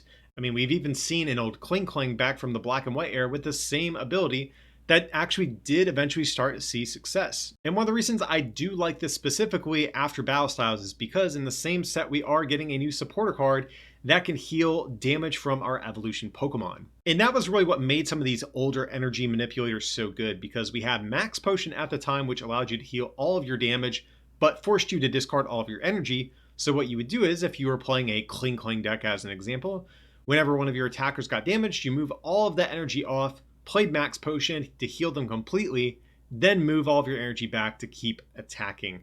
And that's really the area where I see Bronzong can sort of shine in. I don't think you're going to play this in a deck like Zacian, to be honest, because Zacian functions just fine without something like this. Even though there are plays that this does enable, like being able to Metal Saucer to your bench, then moving it to your active, that is nice. I don't think it's worth committing the deck space though. I think really Bronzong is going to be a partner we're going to be looking at for Metal Pokemon VMAX, which have really kind of struggled to take off. You know, early on, a lot of people, including myself, expected cards like Copperajah VMAX to be a bit better than they have been up until this point. And that's really because Zacian makes them a little bit irrelevant. I think we now finally have a convincing argument to play some of these VMAX Pokemon, whether it's Copperajah, Aegislash, or I think more likely the new Corviknight VMAX that we're also going to look at in this set review. And I will also point out we do still have the Evolutionary Advantage Bronzor still in the format as well for the moment, meaning that if we go second, we can immediately evolve into this Bronzong. Another thing I do like about this too is the fact that it does not specify basic energy, like in the case of something like Weavile GX, which might end up paving the way for some other sort of toolbox style deck that can abuse a variety of different type attackers to hit different decks for weakness. So Bronzong, thumbs up for me. I do like this. I'm excited to finally revisit some of these Metal VMAX Pokemon as well and see if they finally have what they need to be a force to be reckoned with in the game. Next up, we have a very interesting pair of Aegislash cards. So we have two different ones here. They're both 150 HP stage 2 Pokemon. But what really makes them interesting is they both have this stance change ability that says, once during your turn before you attack, you may switch this Pokemon with an Aegislash in your hand, but any cards attached to it, damage counters, special conditions, turns of play, etc., still remain on the new Pokemon, but then they each have their own unique attacks. One of them has an attack for 2 metal and a colorless that does 210, and you discard 2 metal, and the other one has an attack for a metal and colorless that does 70, and during your opponent's next turn, you prevent all damage done to this Pokemon by attacks of Pokemon VMAX. So I have to admit, I'm really excited to actually see these cards. In a video I did not too long ago asking for different abilities that I wanted to see make a return to the game, Stance Change was literally one of the abilities I was asking for. So it is kind of cool to see that wish get fulfilled in some way here. Now, unfortunately though, I do think these Aegislash cards are just barely shy of where they need to be to actually be viable in the game. So I think the big one for me is the fact that the stronger of the Aegislashes hits for 210 and not 220. Because now as a result, you do have to commit other spots in your deck to damage modifiers, whether it be Galarian Zigzagoon, Vitality Band, Galarian Berserker, whatever it might be, to be able to one-shot Zacian. And I think that one aspect alone might be too much to overcome, because stage 2 decks already by default take up a lot of space, leaving you usually with very few spots in your deck for other sort of tech cards and things like that without digging into your consistency. That might just be the straw that broke the camel's back in terms of the viability of these. Likewise, on the other Aegislash, hitting for 70 and walling against VMAX is okay. But I think this damage really needed to be higher, or this needed to wall against Pokemon V and VMAX. Now, before we wrap up our look here at these cards, I will point out a few things. We do have some other Aegislash cards still in format as well, so you can actually pair some of the older ones with this if you do prefer their attacks, or if you prefer the attacks of any other Aegislash cards that come out in the future. Being able to, on the fly, shift gears and catch your opponent off guard with a different attacker that might potentially be good against their strategy is something that's really interesting. And of course, we do need to at least mention Metal is still a great type in the TCG and has a ton of support. But again, guys, I think it's just barely shy of where it needs to be to really be taken seriously. So unfortunately, while I probably will actually make a video on these cards at some point, I am going to have to pass on them, but happy to see Stance Change come back, if nothing else.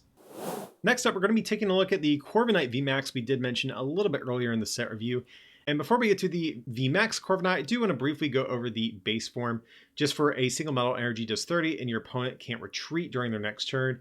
And its second attack for 2 metal and a colorless does 190, and they can't use Sky Hurricane during their next turn. So nothing too crazy, but clutch sometimes can be kind of okay. The 30 damage is a little bit relevant against certain things out there, most notably tag teams. So there's a world where maybe you go clutch and then finish off your KO with Corviknight VMAX on the following turn. But Corviknight VMAX is definitely the more interesting of the cards that we have here. Has 320 HP, fire weakness, grass resistance, and a free retreat cost. Free retreat cost in particular is very good, I think. But it has this ability, prevent all effects of your opponent's abilities done to this Pokemon, and its attack for 2 metal and a colorless does 240, and this Pokemon can't use this attack on your next turn. And I will say, I am a fan actually of both the ability and the attack here on Corviknight VMAX. The attack is almost near identical to what we've seen on Zacian V. You one-shot all single prizers, all of the 2 prizers, including Zacian, which is the most notable one, of course. And you can 2-shot any of the 3 prizers, so that's kind of what you want to see out of a VMAX, I think. And I think this ability actually will come in more handy than you initially might expect, believe it or not. You know, one of the issues that metal Pokemon have right now is that they are weak to fire, and while we do have Coating Metal energy, a lot of decks do still play things like Giratina to be able to discard those Coating Metal energies. But with this ability, that you actually take that option away, and fire decks are going to have to just go straight through you. They're not going to have that option to be able to get rid of your Coating Metals, at least not through an ability. This is also going to prevent decks like Eternus VMAX from being able to scale up high enough to one-shot you with things like Galarian Zigzagoons or poisoning you with Slowbro and Toxicroak. Again, I think this ability is actually pretty underrated, but really the thing that makes a card like Corviknight worth talking about is because we are getting the new Bronzong in the same set. Thanks to the new Bronzong and Cheryl supporter cards from Battle Styles, these sorts of Metal Pokemon VMAX now actually have a convincing argument to make to be played over just playing Zacian V. Cards like Copperajah VMAX up until now, or even Aegislash VMAX, aren't really inherently awful. It's just there's very little incentive to play those over Zacian V, which is a basic, which a lot of the times is just going to be just as good, if not better. So I really like this too because if our opponent attacks into us, we can move all of our energy off of us with Bronzong, use Cheryl to heal all of that damage off, then move the energy back to Corviknight and keep attacking. The issue I kind of see for Corviknight is actually how we build around this. That's the thing I'm still kind of wondering about, because my instinct with a card like this is to build this in a way that we've seen Luke Metal variants play, where you don't really play Dedennes or Jirachis and other stuff like that. You just play the bare minimum and deny your opponent being able to take like cheap prizes on your bench. And I initially, I think, would gravitate towards an approach like that, but needing an evolution, we probably need to actually see more cards in a given turn just to get set up, meaning that I do probably want to play some of these other support Pokemon. So that's, I think, one of my big issues with Corviknight right now is without having hands-on time at the time of recording this segment, I'm unsure of the exact engine I think that will probably work best for this. And again, up until this point, these sorts of VMAX Pokemon have not seen basically any play at all. Had Bronzong and Cheryl not come out in the same set, this guy would instantly get downvoted for me. But because we do have both of those, I think there's enough here to where I actually probably will legitimately test this to see if it is going to be a viable deck. But I do like Corviknight. Again, it just kind of remains to be seen if this new sort of engine that Battle Styles is giving us for these VMAXs can just outshine just playing Zacians and Metal Saucers and calling it a day from there. Next up, we have a new Perugly card, which at a glance doesn't look like a whole lot, but once we actually read the name of this first attack, it does become a little bit more interesting. It has the Catterday attack here, which says draw 3 cards if you do this Pokemon is asleep. And the reason that is relevant is because we do still have the other Saturday Pokemon in the format, making this a potential new inclusion for their deck to be able to hit for 120. Because we do still have the Persian that eliminates all the energy costs for the Saturday Pokemon. So we can play things like Roxy and or Perugly to get in some quick early game damage, then use Esper in the mid to late game to clean up some of those KOs. It is always cool to see them update old archetypes like this. Like, we saw Lost March get some updates towards the end of its lifespan as a deck. And kind of cool to see them do something similar here for the Saturday archetype as well. But yeah, I'm not exactly convinced that this is going to be enough to really be the difference between Saturday being, just kind of a meme or a rogue deck to now being like an actual more serious, maybe tier 2 or tier 1 deck. At the end of the day, we do still have ADP in the format. We do still have to go for 2 shots on things with this deck. And with us now having like healing cards for VMAXs coming out in this set, I'm actually not sure if this has what it takes to sort of cut it. So if you're a fan of the Saturday deck, hey, it's great that you have another tool in your toolbox of attackers. That probably does boost the viability of this deck marginally. But again, I'm going to pass on Perugly, but if you guys are just looking to have some fun on PTCGO one night and want to knock the dust off your Saturday deck, at the very least, you do have the option to do so at least. Next up, we have our final Pokemon V of the set review, and that is going to be Stoutland V. So Stoutland is a 210 HP basic Pokemon with fighting weakness. Fighting weakness is something that is important to keep in mind just because, again, we do have the new Urshifus coming out in the same set. But the first attack here is really, I think, why people have been talking about this card to some degree. It has the second bite attack for 40 damage. If the defending basic Pokemon is knocked out by damage from this attack, take one more prize card. So let's get the obvious out the way. If you play this with ADP and you knock out basic Pokemon, you can take anywhere from 3 to 5 prizes depending on what you're knocking out. So again, if we're talking about within the context of ADP, this could be a good attack at knocking out things like Jirachis. Or if you're going against something like Mad Party, this could be another great attacker to deal with that deck. Suddenly turning all of their Mad Partiers into like 3 prize tag teams essentially. Absolutely insane. So yeah, you would just body a deck like that with a card like Stoutland here. I think the big issue for this card within the context of ADP specifically is the fact that you're never going to be able to Metal Saucer to this guy. You have to Ultimate Ray or do some weird Metal Saucer energy switch shenanigans.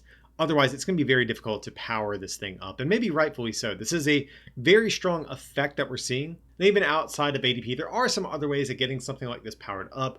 I think probably the next 2 most likely candidates are going to be something like Welder or maybe Rillaboom. Those are probably our next best ways at powering up these like generic colorless attack costs.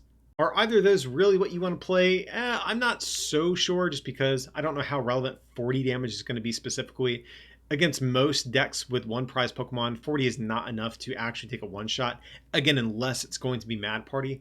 So I think if you are playing Stoutland right now, ADP looks to be the front runner. But at the same time, I'm not even sure if you need this in ADP. ADP is already really good against single prize decks and decks with these low HP sort of Pokemon. So Stoutland might even just kind of be like a win more card at that point. I think it does have some issues when it comes to getting powered up, making it a clunkier card to use outside of ADP. But within the context of that deck, I could still see how this would be pretty good. So for our last Pokemon of the set review, we are going to be looking at Indeedy. Indeedy is going to be a basic Pokemon with 90 HP, 2 different attacks here, the first of which collect, just draw 2, and its second attack for 2 colorless does 10 times the amount of cards in your hand. So I was just going on earlier in this set review about how Jellicent isn't good because of its 10 times damage multiplier, and while I do kind of feel the same way overall about Indeedy, there is like a part of me that wants to give this card a chance. We've seen people play the Unknown Hand deck before where they just try to get like a 30-something card hand and win that way. And people have been successful with that in the past. I've even found myself losing to that a couple times on PTCGO. So there is a world where maybe you can pull off some shenanigans with this. We actually do have a decent amount of draw cards in the format right now. We have Salazzle. Just play a bunch of Salazzles, use Fire Crystals to get all of your energy back into your hand and, hit for a ton. We also have the Crobat from this same set, as well as Manectric from Vivid Voltage, if we want to play even more ways to draw cards. But I think most likely if we're going to play this, we play this with a Welder Engine with Salazzles, because Fire Crystal is just such a good card at expanding our hand size. But even on top of the weak damage output, the other things you have to worry about when you're Indeedy is that, first of all, you're a colorless Pokemon, so you can never hit anything for weakness. And second of all, you're just very susceptible to hand disruption. And think of something like Reset Stamp in the late game just cripples a card like this. And also most decks play, 2 to 4 copies of Marnie each, meaning that a well-timed Marnie and a KO can really just spell doom for your deck here. Will that stop me from playing around with the card and maybe even doing a video on it? Probably not. I'm still going to probably experiment with this card in some capacity, but my gut sort of tells me this isn't really where it needs to be in terms of damage output. Much like with the Jellicent that we talked about earlier in the set review, I think this card really need to have been like 60 plus 10 or something kind of in that general realm here. If you want to knock out a Zacian V, you need 22 cards in your hand. That's a lot. That really is a lot. Never mind any of the Pokemon VMAX or tag teams as well. So I'm probably going to pass on Indeedy, but don't let that stop you from busting out the memes on PTCGO for fun or something. This card's probably going to be a fun card to play with, just probably not a particularly competitive one. Next up, we have Billowing Fan, which is going to be a Rapid Strike item card. This one says, return a special energy attached to one of your opponent's Pokemon to the bottom of your opponent's deck. So it's not an Enhanced Hammer reprint, but you know what? It's the next best thing. And the fact that this is a Rapid Strike card in particular is important to note because that means it can actually be searched out by Octillery, because Octillery's ability is not limited to just Pokemon. You can get any sort of card as long as it has the Rapid Strike logo on it. But in terms of drawing comparisons, Enhanced Hammer has been a card that has seen play basically in every format that it's been printed. And even though this isn't discarding the special energy, putting it on the bottom of your opponent's deck is still equally as impactful a lot of the time. I think unless you're like a control deck that is attempting to run your opponent out of resources, I think this is going to do the job just fine. But also, there's just times when eliminating special energy is really good for certain attacks. Just think of something like fire Pokemon versus metal Pokemon. A lot of metal decks are going to be running Coding Metal Energy. Being able to just remove those and be able to attack into those fire weak Pokemon is something that you're going to have to want to consider. Or alternatively, think of something like the Aroma Energies that Decidueye players sometimes use. You can now get rid of those and poison them with your Eternatus deck to try to get some prizes that way as well. So yeah, like I'm trying to say, I don't think the lack of discarding energy is really going to be a big deal. And the fact this is searchable by Octillery, I think definitely makes up for that. So I think Billowing Fan is definitely a home run. We're getting two very powerful new special energies in this set, in addition to the number of other good ones that are currently in the format, like Twin Energy, Speed Lightning, Horror Psychic Energy. The list goes on and on. So Billowing Fan, great card. Happy to see this one. Next up, we have a new supporter card that is going to be Bruno. This is going to be a single strike card, but it's a supporter that says shuffle your hand into your deck, then draw 4 cards. If any of your Pokemon were knocked out during your opponent's last turn, draw 7 cards instead. So this is actually a cool card to see. It's kind of a pseudo reprint of the old Cynthia's Feelings, but one of the big differences, the fact that this is a single strike card could give Bruno some advantages in terms of interacting with some of the other cards in this whole engine. But in terms of the viability of this card, I actually do think I like Bruno. It kind of reminds me of Rosa in a way, where your whole engine's not going to be based around a card like Rosa or Bruno, but on certain turns this can be very impactful. It's really not a card you want to see like on the first or second turn of the game, but closer to the mid and late game this can be really good, especially in single prize decks where you have a lot of different chances to use something like this. Like if you're a 2 or 3 prize deck, realistically there's only really like 2 turns you're ever going to have a chance to play this. But when you're a single prize deck and your opponent has to knock out 6 Pokemon, you have a lot more potential turns to be able to use a card like this. So looking ahead, I think Bruno could easily slot in as a 1 to 2 of in certain single prize decks that might pop up out there. Especially if you're a single prize deck that is more reliant on special energies, you could see something like Bruno sort of fill the same role as a card like Rosa would, since Rosa can only grab basic energies and not specials. So I like Bruno. I'm going to stand beside this card. Our draw options right now are pretty weak, and this does at least give single prize decks another sort of like tertiary draw supporter to be able to make use of in small counts. So again, not going to be a card that sees widespread play, but I think will see play in small numbers from time to time. So decent support card. Happy to have Bruno in the format. Next up, we have Camping Gear. Camping Gear is an item card that says if you play this card, your turn ends, but you get to search your deck for any card, put it into your hand, then shuffle your deck. So this card is definitely a huge thumbs down for me. I mean, searching your deck for any card via an item is definitely good. Don't get that confused. But this card has the same issues that Rotom Bike has, is that they're item cards with these pretty strong draw and searching effects that when you play them, you really need to play them on turn 1, because on turn 2 and forward, you basically just want to be attacking, and ending your turn with a card like this is definitely not ideal. And on top of that, if you want to play these on turn 1, you're going to either need to play a high count of these cards and have a bunch of extra useless cards in your deck on following turns, or you're going to need some sort of ability-based way of finding these cards on turn 1. And I just don't think that to be the case whatsoever with Camping Gear. So this is a strong effect. Don't get it confused, guys. But I'd almost rather just play Snorlax. Snorlax is at least ball searchable and probably a little bit easier to get into the active and use its ability. So big thumbs down, good effect, but just ending your turn is just out of the question, I think, for a card like this. Next up, we're going to be looking at a new support card called Cheryl. This says heal all damage from each of your evolution Pokemon, then discard all energy attached to the Pokemon you healed in this way. So unfortunately, this does mark the return, or at least somewhat of a return of a card I have been kind of vocal about not wanting to see in the VMAX era of the game. And that is going to be, this is kind of like a pseudo reprint of Max Potion, but just kind of in the form of a supporter. So yeah, this is definitely an effect that is going to be very good with Pokemon VMAX after this comes out. You're probably not going to be using Cheryl with your, your Cinderaces, your Poltergeists, or anything like that. It's going to be primarily targeted to Pokemon VMAX, as usually they can tank a hit. But even despite that, I think Cheryl is still kind of limited in terms of the VMAXs that it's going to work with.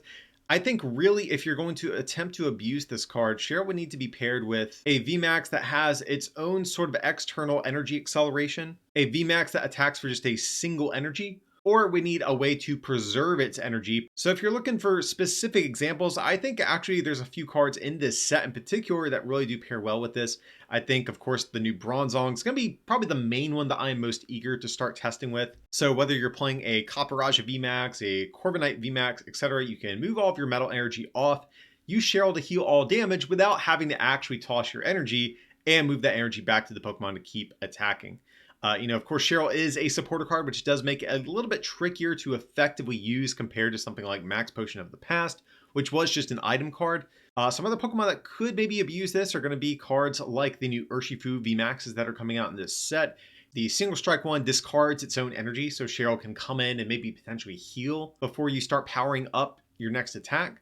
Also, the Rapid Strike Urshifu attacks for a very low amount of energy, meaning that even if you do have to discard the energy, being able to smack down another energy immediately afterwards and keep attacking is still probably going to be okay most of the time. Any VMAX that plays something like Rillaboom could easily play this, or maybe even Colossal VMAX, since Colossal also does attack for just a single fighting energy at a time, usually.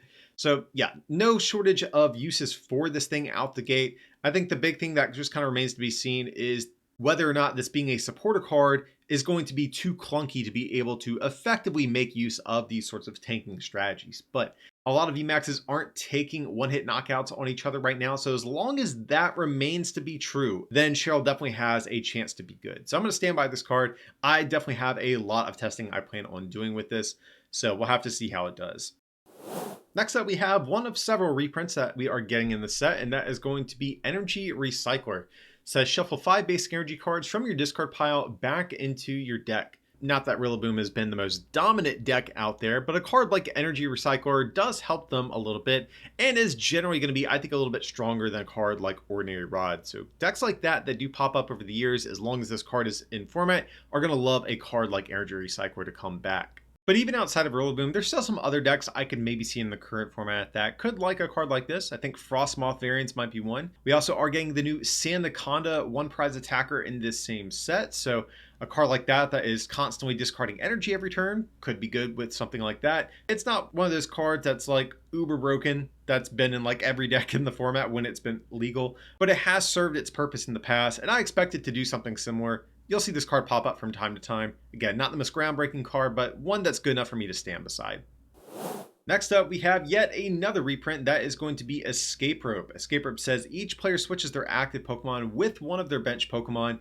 Your opponent switches first. While it hasn't been around quite as long as something like Switch, Escape Rope has actually been one of the best switching cards we've seen over the years, going all the way back to when it was originally called Warp Point many years ago. Granted, Warp Point saw heavier play in formats without proper gusting effects like Boss's Orders, but nevertheless, we still have seen Escape Rope pop up in decks, even in formats with cards like Guzma, Lysander, etc. of the past as well. But this is just a good effect. A lot of times if your opponent is trying to force you into like a 7 prize game or something like that, we've seen cards like Fion be very impactful for very similar reasons. And a lot of times Escape Rope is actually good at getting around some of the different wall and locking strategies that have been in the format as well. The one that comes to mind for me in the current format at least is going to be, of course, Galarian Obstagoon. Galarian Obstagoon has that attack that does allow it to wall against basic Pokemon. And if you play a card like Fion or Escape Rope, that does actually clear the effect of the attack once it hits the bench,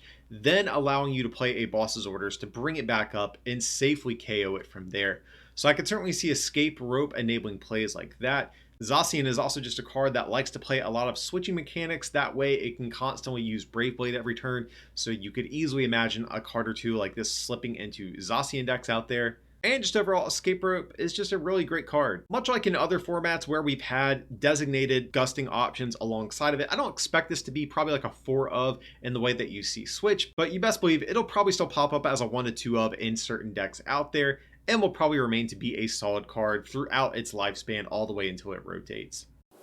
Our next reprint we're going to be taking a look at is going to be EXP Share. EXP Share is going to be a Pokemon tool card that says when your active Pokemon is knocked out by damage from an opponent's attack, you may move one basic energy card from that Pokemon to the Pokemon this card is attached to. So EXP Share, this is one of those cards that is always just kind of a nice option to have, but it's really never been like a format defining card or anything like that.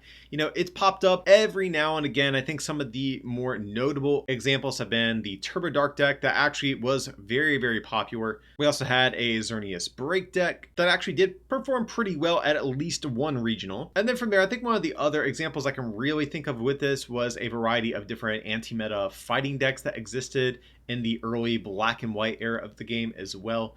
So yeah, it's a card that pops up. It's usually not super dominant. The big issue with the card like this is the fact that it is susceptible to tool removal. So think of something like Tool Scrapper that we have right now. EXP Share a lot of the time is going to just sit on your board and might just get Tool Scrappered before you even get a chance to use it. And that's really the big issue with cards like this. So more than likely, if you're a deck that is playing EXP Share, I think this is mainly going to be good in decks that are attempting to swarm energy. So again, some of the instances I just mentioned being the Xerneas deck and the Turbo Dark deck. The reason they played that is because they did more damage for each energy in play. So ideally, whenever something gets knocked out, EXP Shares can allow them to keep that energy somewhere else on the field. And I imagine that is what we are going to see with something like this EXP Share. I think one thing that is a little bit of a wild card right now is actually the amazing rares. That is one area where EXP Share might actually be able to help a pretty significant amount. The big issue with a lot of the amazing rares is that they're very difficult to get powered up, and once they go down, a lot of times it can be very difficult to power up your next one. So EXP Share could make that a little bit easier. Instead of needing, you know, maybe 3 energy to power up your next amazing rare, maybe you only need 2. And suddenly now you're a Turbo Patch and an attachment away from being able to attack with, you know, Raikou as an easy example. So this is definitely something I want to try with the amazing rare cards to see how they are going to fare. But by and large, this is going to be, like I said, for decks that want to swarm energy into play. Not probably the best of the reprints that we are getting in this set, but still a nice card to have as an option for these energy swarming decks that I just kind of outlined here. So it's never really been an awful card, but it is a passive tool card that can get scrappered away. And as a result, I'm going to remain a little bit neutral on this card. Next up, we have a new supporter card called Honey. This says draw a card for each Pokemon V on your opponent's bench. So real quick, if we just run through the math, if your opponent has a full bench of Pokemon V, you can draw 5 cards. Or if they're an Eternatus VMAX deck and they somehow have an entire bench only of Pokemon V, then you can draw 8 cards, which is actually kind of exciting in that context. But overall, guys, I think Honey really misses the mark. I think one of the first issues I have with this card is that it's limited to Pokemon V and not Rulebox Pokemon, because now this doesn't include Pokemon GX or Prism Star Pokemon, just as a few examples. So that naturally is already going to limit the draw power of a card like this, because if you're going against something like Pikarom, just as an example, yeah, they probably have a Bolton V in play, but you know, that means you're drawing like 1 card, maybe 2 if they have like a Tapu Koko V in play as well. And because of how limited this isn't a card you can really play in high counts. Like at most, you would probably ever only play 1 to 2 of these, Just most decks aren't going to have a full bench of Pokemon V, unfortunately. Or even enough to really warrant playing this over something like a Professor's Research or Marnie, just as an example. I think even though we have a pretty limited pool of draw supporters right now, I think the ones we have are still going to be better. I think I'd rather just play Erica's Hospitality if I want an effect kind of like this, just because Erica works for any Pokemon they have. The only limiting factor is that you can't have over a certain amount of cards in your hand, and that's something we can control. Your opponent can control what Pokemon they have on the bench. So yeah, big thumbs down on this card. Not a very good one at all. Next up, we have Karina's Motivation. This is another pseudo reprint, I guess you could say, but it says draw cards until you have 6 cards in your hand. So if you've been playing for a few years now, this will look very similar to the old Bianca card we had from the Black and White era. This does exactly the same thing, also kind of similar to Lily, but without the draw until you have 8 if it's your first turn aspect of the card. But the reason that, as you can see, I have chosen to upvote this is because it is a Rapid Strike supporter. And what that means is this is searchable by Octillery. And as a result, Octillery can now not only find you Pokemon or energy, but it can also find you a way at drawing cards for turn if you have a dead hand, which is really nice. You know, this card on its own, not too great. I'm probably not playing this. Had this been just a normal supporter card, I actually probably would downvote Karina's Motivation. Drawing until you have 6 just isn't very strong because most of the time you're usually only going to draw maybe 3 cards around somewhere there. And a lot of the times this is basically just going to be Hop. As you guys know, is not a very widely played supporter by any means. But the fact that this is Rapid Strike searchable is going to make the difference. I don't think this is going to be a 4 of in Rapid Strike decks, or I should say decks that play Octillery, but I imagine this probably will be at least a 1 of. I'm thinking more than likely a 2 of if I had to guess. But I think as a supporter, this is just good enough to warrant seeing some play. So yeah, this isn't going to replace your researches. This isn't going to replace your Marios. This is going to be just kind of a complementary card. Actually, kind of like we've seen with Bianca in the past. Bianca usually was no more than a 2 of in some of the decks that it found its way into. And Karina's Motivation does kind of look to be something similar. Next up, guys, we are going to be looking at my favorite reprint of the set by far, no questions asked. That is going to be Level Ball. Level Ball is a great item card going all the way back to Next Destinies and later Ancient Origins.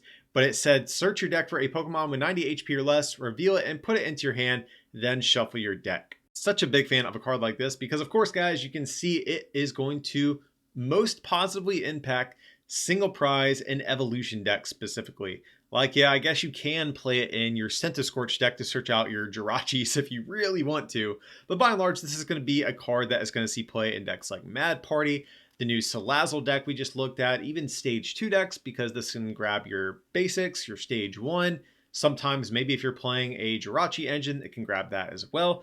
Absolute just massive slam dunk of a card. You know, I don't think Level Ball alone is going to fix the issues that Stage 2s and single prize Pokemon have, but at the very least, it gives it another great tool in its toolbox to make use of. So big thumbs up for me. Can't say enough great things about Level Ball. Definitely get yourself a playset of this if you don't already have it on hand.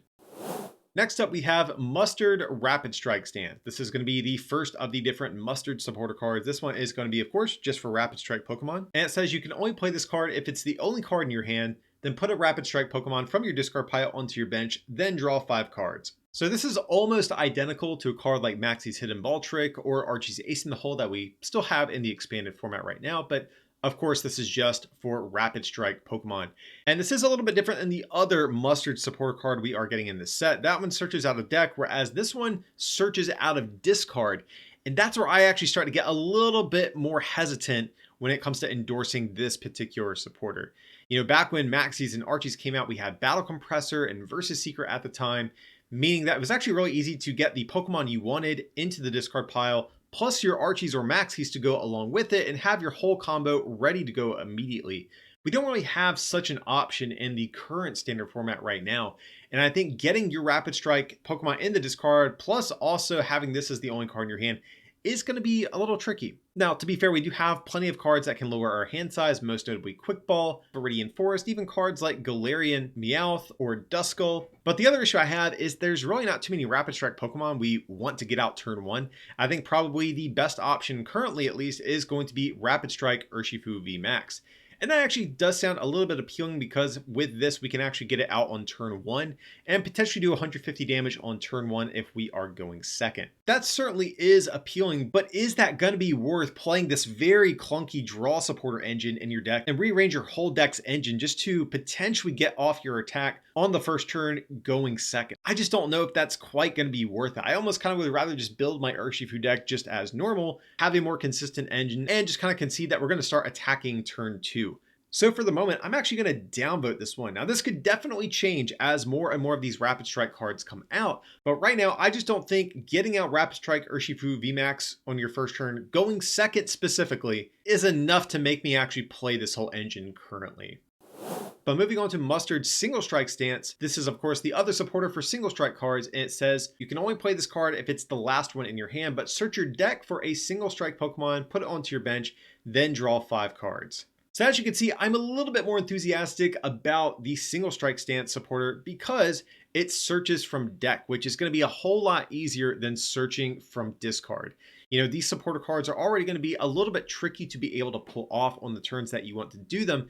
And being able to not worry about having anything in your discard and just freely search from deck is going to be, I think, a big weight lifted off your shoulders when it comes to pulling off this whole combo. Much like with the other Mustard supporter card, these cards are really kind of only as good as the targets that we have to search for. And right now, I think probably the most likely of candidates for this one is going to be the Emboar that is able to make your Pokemon do 30 more damage per turn. So Emboar is a Stage 2 Pokemon. As you guys probably know, Stage 2 Pokemon are not the greatest in the game right now. And if you have a supporter like this that can easily just search it out as soon as turn 1 of the game if you're going second, you know, I think that's actually a pretty convincing argument, especially since Emboar does sort of help fix your math a little bit as well with the new Single Strike Urshifu VMAX. Now, again, this is going to be kind of an awkward supporter engine as opposed to just playing your normal Marnies and researches and all that.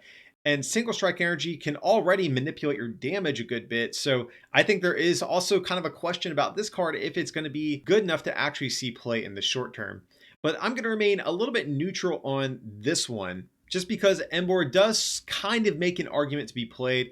But more importantly, we can search Single Strike Pokemon out of deck, which is absolutely massive. I think that's going to be the big thing that this has over the other supporter that we're going to be getting in this set. So I'm not sure if this card's really going to see a lot of play immediately when it comes out, but I definitely think this has probably more potential as it stands currently than its Rapid Strike counterpart.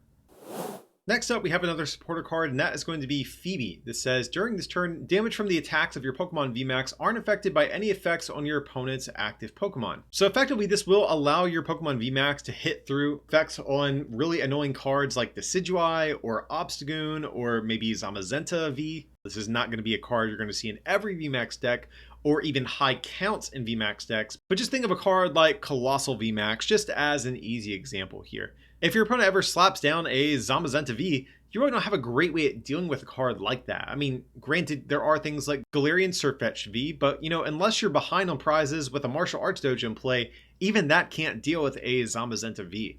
And a lot of the time, you just don't really have a great answer to these sort of disruptive cards. And a lot of times, all you really need is just one turn to be able to attack with your Pokemon VMAX, and that is going to be enough to knock out some of these disruptive Pokemon. You know, likewise with decks like Decidueye, very frequently you can get down to like 1, maybe 2 prize cards remaining. At that point, they've kind of set up their entire locking strategy, and you're not able to close out the game with your last 1 or 2 KOs. And again, that's where a card like Phoebe could manage to come in and lend these types of decks a hand. So I just want to be very clear. I think that Phoebe only sees play in VMAX decks where it lacks an easy Pokemon to tech in to deal with these otherwise annoying cards out there. So as a result, I'm going to land somewhere in the middle on this one, I think. This is still a supporter, making it a little bit clunkier to be able to make use of on the turns that you want to. And you never know, just the pure existence of a card like this could deter people from playing some of these sort of decks that Phoebe would actually be good to tech against. An easy example in the history of the Pokemon TCG to look at is the old Heatmor back from Dark Explorers. It was kind of a hard counter to the Durant Mill deck at the time, And it created a dynamic where, yeah, a couple decks did opt to tech in Heatmor, but the existence of the card was kind of the nail in the coffin for this archetype that was already kind of winding down in terms of seeing play. So a lot of people were just scared to play Durant from the start, thus making the Heatmor card not very relevant as a result. So you never know, there could be a similar dynamic that emerges for Phoebe. I think it's definitely one of those cards where you really do need to monitor how the meta is shifting from week to week, and there can definitely be weeks in the same format even where a card like this could be a good call for tournaments. Then the next week, depending on how tournament results are coming in, this could be a much worse play in your deck. So I mean, I think all of this kind of naturally forces me to be in the middle on this, because again, if there is a very popular dominant archetype that does shut out some of these VMAX decks, you probably have to play Phoebe at that point. But a lot of the times, it's not going to be too impactful either. It'll be interesting to keep an eye on where this card is going to land in terms of the play it does wind up seeing, but it probably has equal chance of both sitting in your binder and still seeing play from time to time as well. Next up, we have Rapid Strike Scroll Whirlpool Scroll. It says the Rapid Strike Pokemon this card is attached to can use the attack on this card, but you do still need the necessary energy to use this attack. And the attack here is for a fighting and 2 colorless, and says this attack does 3 damage to each of your opponent's Pokemon. Overall, I'm really not too crazy about this attack though. The fact that it's 3 energy is kind of what turns me off overall. I mean, if had this been just 2 energy, then we could slap down a Rapid Strike energy and be able to use this right away. So the fact that it requires 2 attachments is a big turnoff for me.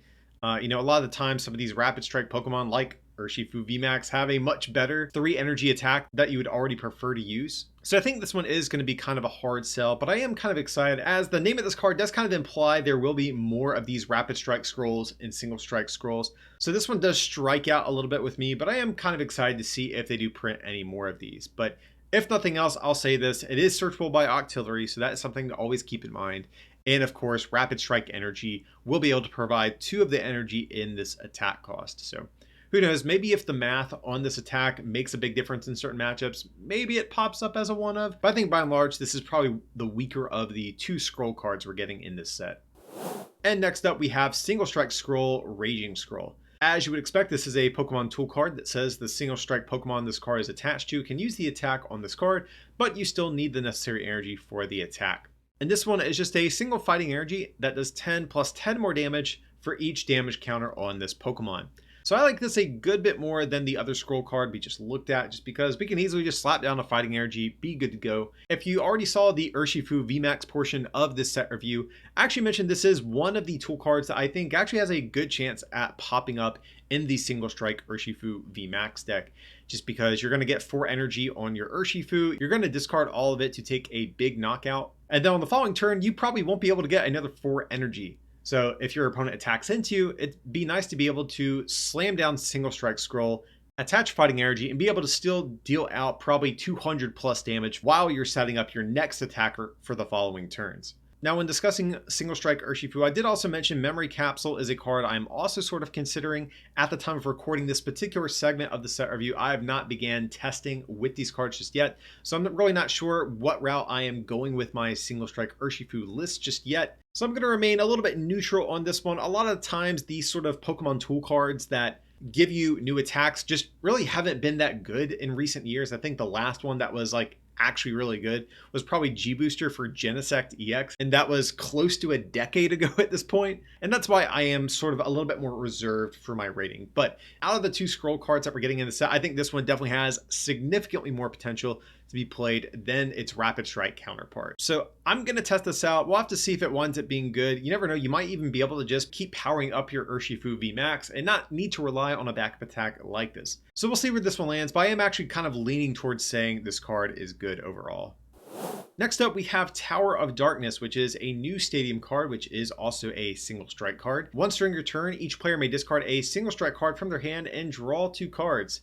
So anytime we get non-supporter based forms of draw power, that's always something we have to take note of, as draw effects are some of the best that we have in the game. And overall, this is actually kind of similar to some older stadium cards we've had in the past, most notably the Heat Factory Prism Star we just saw rotate last year, and also going back a little bit further than that, the old Scorched Earth card. Both cards have seen play in their respective formats, so there is precedent for a card like this to see play.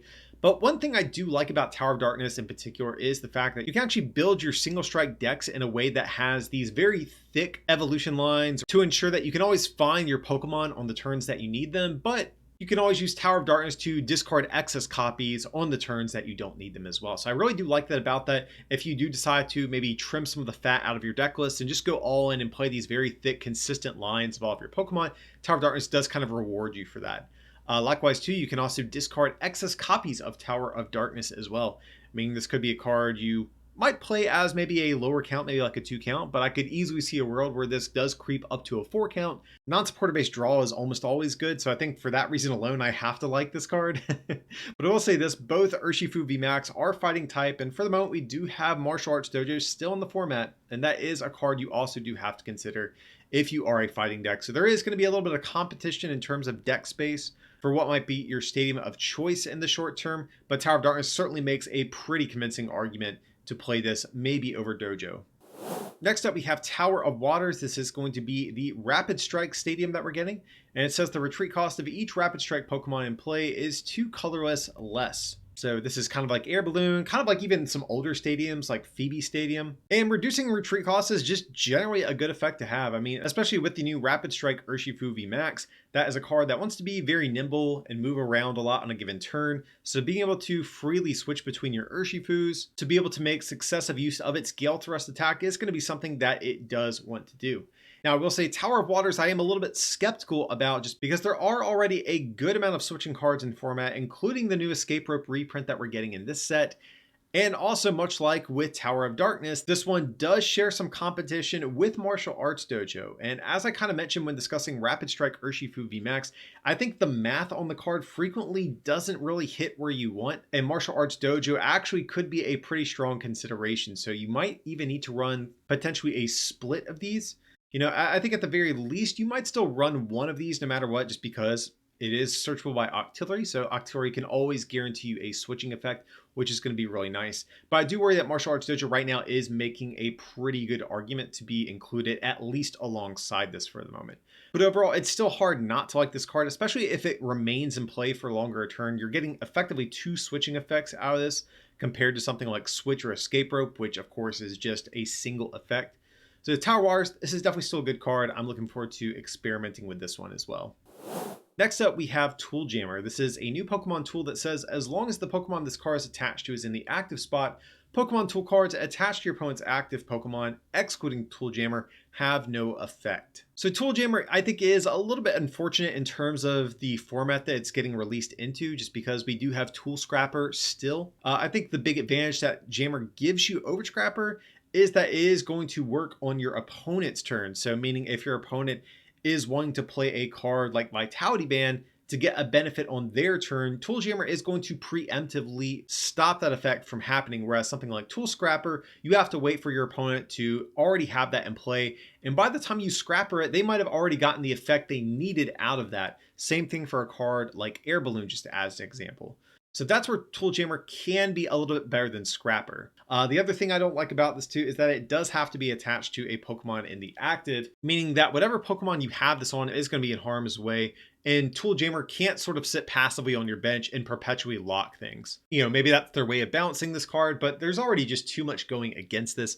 I really do think this would have needed to be able to be activated, even if it was on the bench, to really have a shot at seeing any play. So for the moment, Tool Jammer, really not very good, but who knows, maybe when Scrapper eventually rotates, we'll have to reevaluate this card. Next up, we have Vitality Jar. This says choose 2 single strike energy cards from your discard pile, reveal them, and shuffle them into your deck. So yeah, this is definitely going to be a sweet card for single strike decks, especially since the new single strike Urshifu VMAX is going to be discarding its single strike energies when it attacks. Being able to keep recycling those and constantly get that plus 20 damage over and over is something that is really, really cool. Because after you discard your energies with Urshifu, you can use Vitality Jar and then immediately search those cards back into play with your Houndooms. So, I mean, this card's just an automatic slam dunk. I think you're playing this probably as a 2 of, maybe even a 3 of in your single strike Urshifu decks. So yeah, it's a special charge exclusively for single strike energies, and that's still fine. This card is definitely going to still see play, even though it is limited to just your single strike energies. So big thumbs up for me. Not a whole lot to really say about this one. Pick up your copies whenever this set does come out. Next up, we have Rapid Strike Energy. This is a special energy, of course, that can only be attached to Rapid Strike Pokemon, but while it is attached to those Pokemon, it provides both water and fighting energy, but provides only 2 energy at a time. And if this ever is a card that gets attached to anything other than a Rapid Strike Pokemon, you discard it. So it's a double water fighting energy that can be searched out of deck with Octillery. I mean, there's not really too much else to say. The card's just blatantly good. Not only does it make sense with the current Rapid Strike attackers that we have coming out, like Rapid Strike Urshifu VMAX and Mienshao, we have to kind of always keep this in mind when it comes to looking at any future Rapid Strike cards that are going to get printed as well. Now, it is unfortunate there is no sort of special energy recovery for this one, unlike in the case of its single strike energy counterpart, but I think most of the time you're going to be okay with that. You're not as reliant on discarding this every turn, like in the case of single strike energy with your single strike Urshifu VMAX. So I think even still, it's going to work out just fine. So great card overall. They really couldn't have done too much to make this card any better than it is. And finally, to close out our set review, and on a pretty high note I do have to add, is going to be Single Strike Energy. So of course, much like in the case of its Rapid Strike counterpart, can only be attached to Single Strike Pokemon and gets discarded whenever it is not doing so. But while attached to a Pokemon, this card provides Dark and Fighting Energy, but provides only 1 energy at a time. And the attacks this Pokemon is attached to do 20 more damage to your opponent's active Pokemon. So this is basically a strong energy reprint just for single strike Pokemon. Strong Energy, one of the best special energies of all time that we saw. It was only limited to fighting Pokemon, of course, and this one is kind of limited in a similar manner, but this one actually applies to Dark and Fighting Energy, which makes this actually kind of a little bit better, even though it is limited to just single strike Pokemon. But the fact that we can search this thing out by Houndoom is insane. We can get these back with Vitality Jar. This is going to fix your math in a bunch of different matchups to allow you to take one-shots. I mean, this card is just crazy. If you have 2 to 3 Houndoom out, you can search out 3 of these and get plus 60 damage and power up your Pokemon in a turn. That's just so nuts. We've already gone over in this set review all of the Pokemon that want to abuse this, and any single strike Pokemon that get printed in future sets are going to love this card. This card certainly is going to see a ton of play and is a great way for us to close out our Battle Style set review. And with that, we finally made it to the end here for our Battle Style set review. So just want to give you guys a big round of applause for making it this far into review. I do know these things do tend to be a little bit on the longer side. And before we wrap up this video completely, I do want to go over just kind of my overall thoughts on Battle Styles as a whole. Every set that comes out typically has its own share of pros and cons, and Battle Styles is certainly no exception to that either. So of course, some of the things I do like about this set are going to be the fact that we are getting a new mechanic. You know, that's kind of the thing that usually keeps the game fresh every several sets, and the Battle Styles mechanic is pretty interesting. I think both the Single Strike and Rapid Strike cards all have potential, and kind of excited to see what other cards in this mechanic they do release over the next several sets as well. Another thing that has me actually pretty enthusiastic is the fact that we have a pretty good mix of single prize and 3 prize attackers in this set. You know, a lot of times the single prize cards get kind of overlooked, but there's actually a good amount of them in here. And also, Battle Styles is giving us a good healthy dose of fan favorite reprints from the past. I know for me, Level Ball is going to be the card I am easily the most excited about. I know other people are excited for things like Escape Rope, so it's always nice to have some of these fan favorite staples return from over the years. And while I don't think Battle Styles really has any huge, gigantic weaknesses as a set, there's really not too many cards along the lines of a Zacian V, Crobat V, etc. that just kind of completely define the game. This set's just kind of giving us a good healthy mix of solid competitive cards, which isn't a bad thing at all. There's just nothing I think in this set that's really going to drive this thing quite up to being kind of like a 5 out of 5 for me. So as you can see, I landed on a 4 out of 5 for Battle Styles. This is going to be a great new Sword and Shield set. Definitely a little bit better from a player's perspective compared to some of the last sets like Champion's Path and Vivid Voltage, just as a few examples. And I think it looks to be a set that will probably have an impact on the competitive side of the game. But that's going to wrap things up for today, guys. I know we have a ton of new cards coming out in Battle Style, so I definitely want to hear what you are thinking. As I said at the beginning of this set review, let me know down in the comment section below, are you going to be Team Rapid Strike or Team Single Strike? And let me know any other cards you might be excited for coming out. But of course, if you did enjoy today's content, be sure to smack that like button and subscribe to the channel.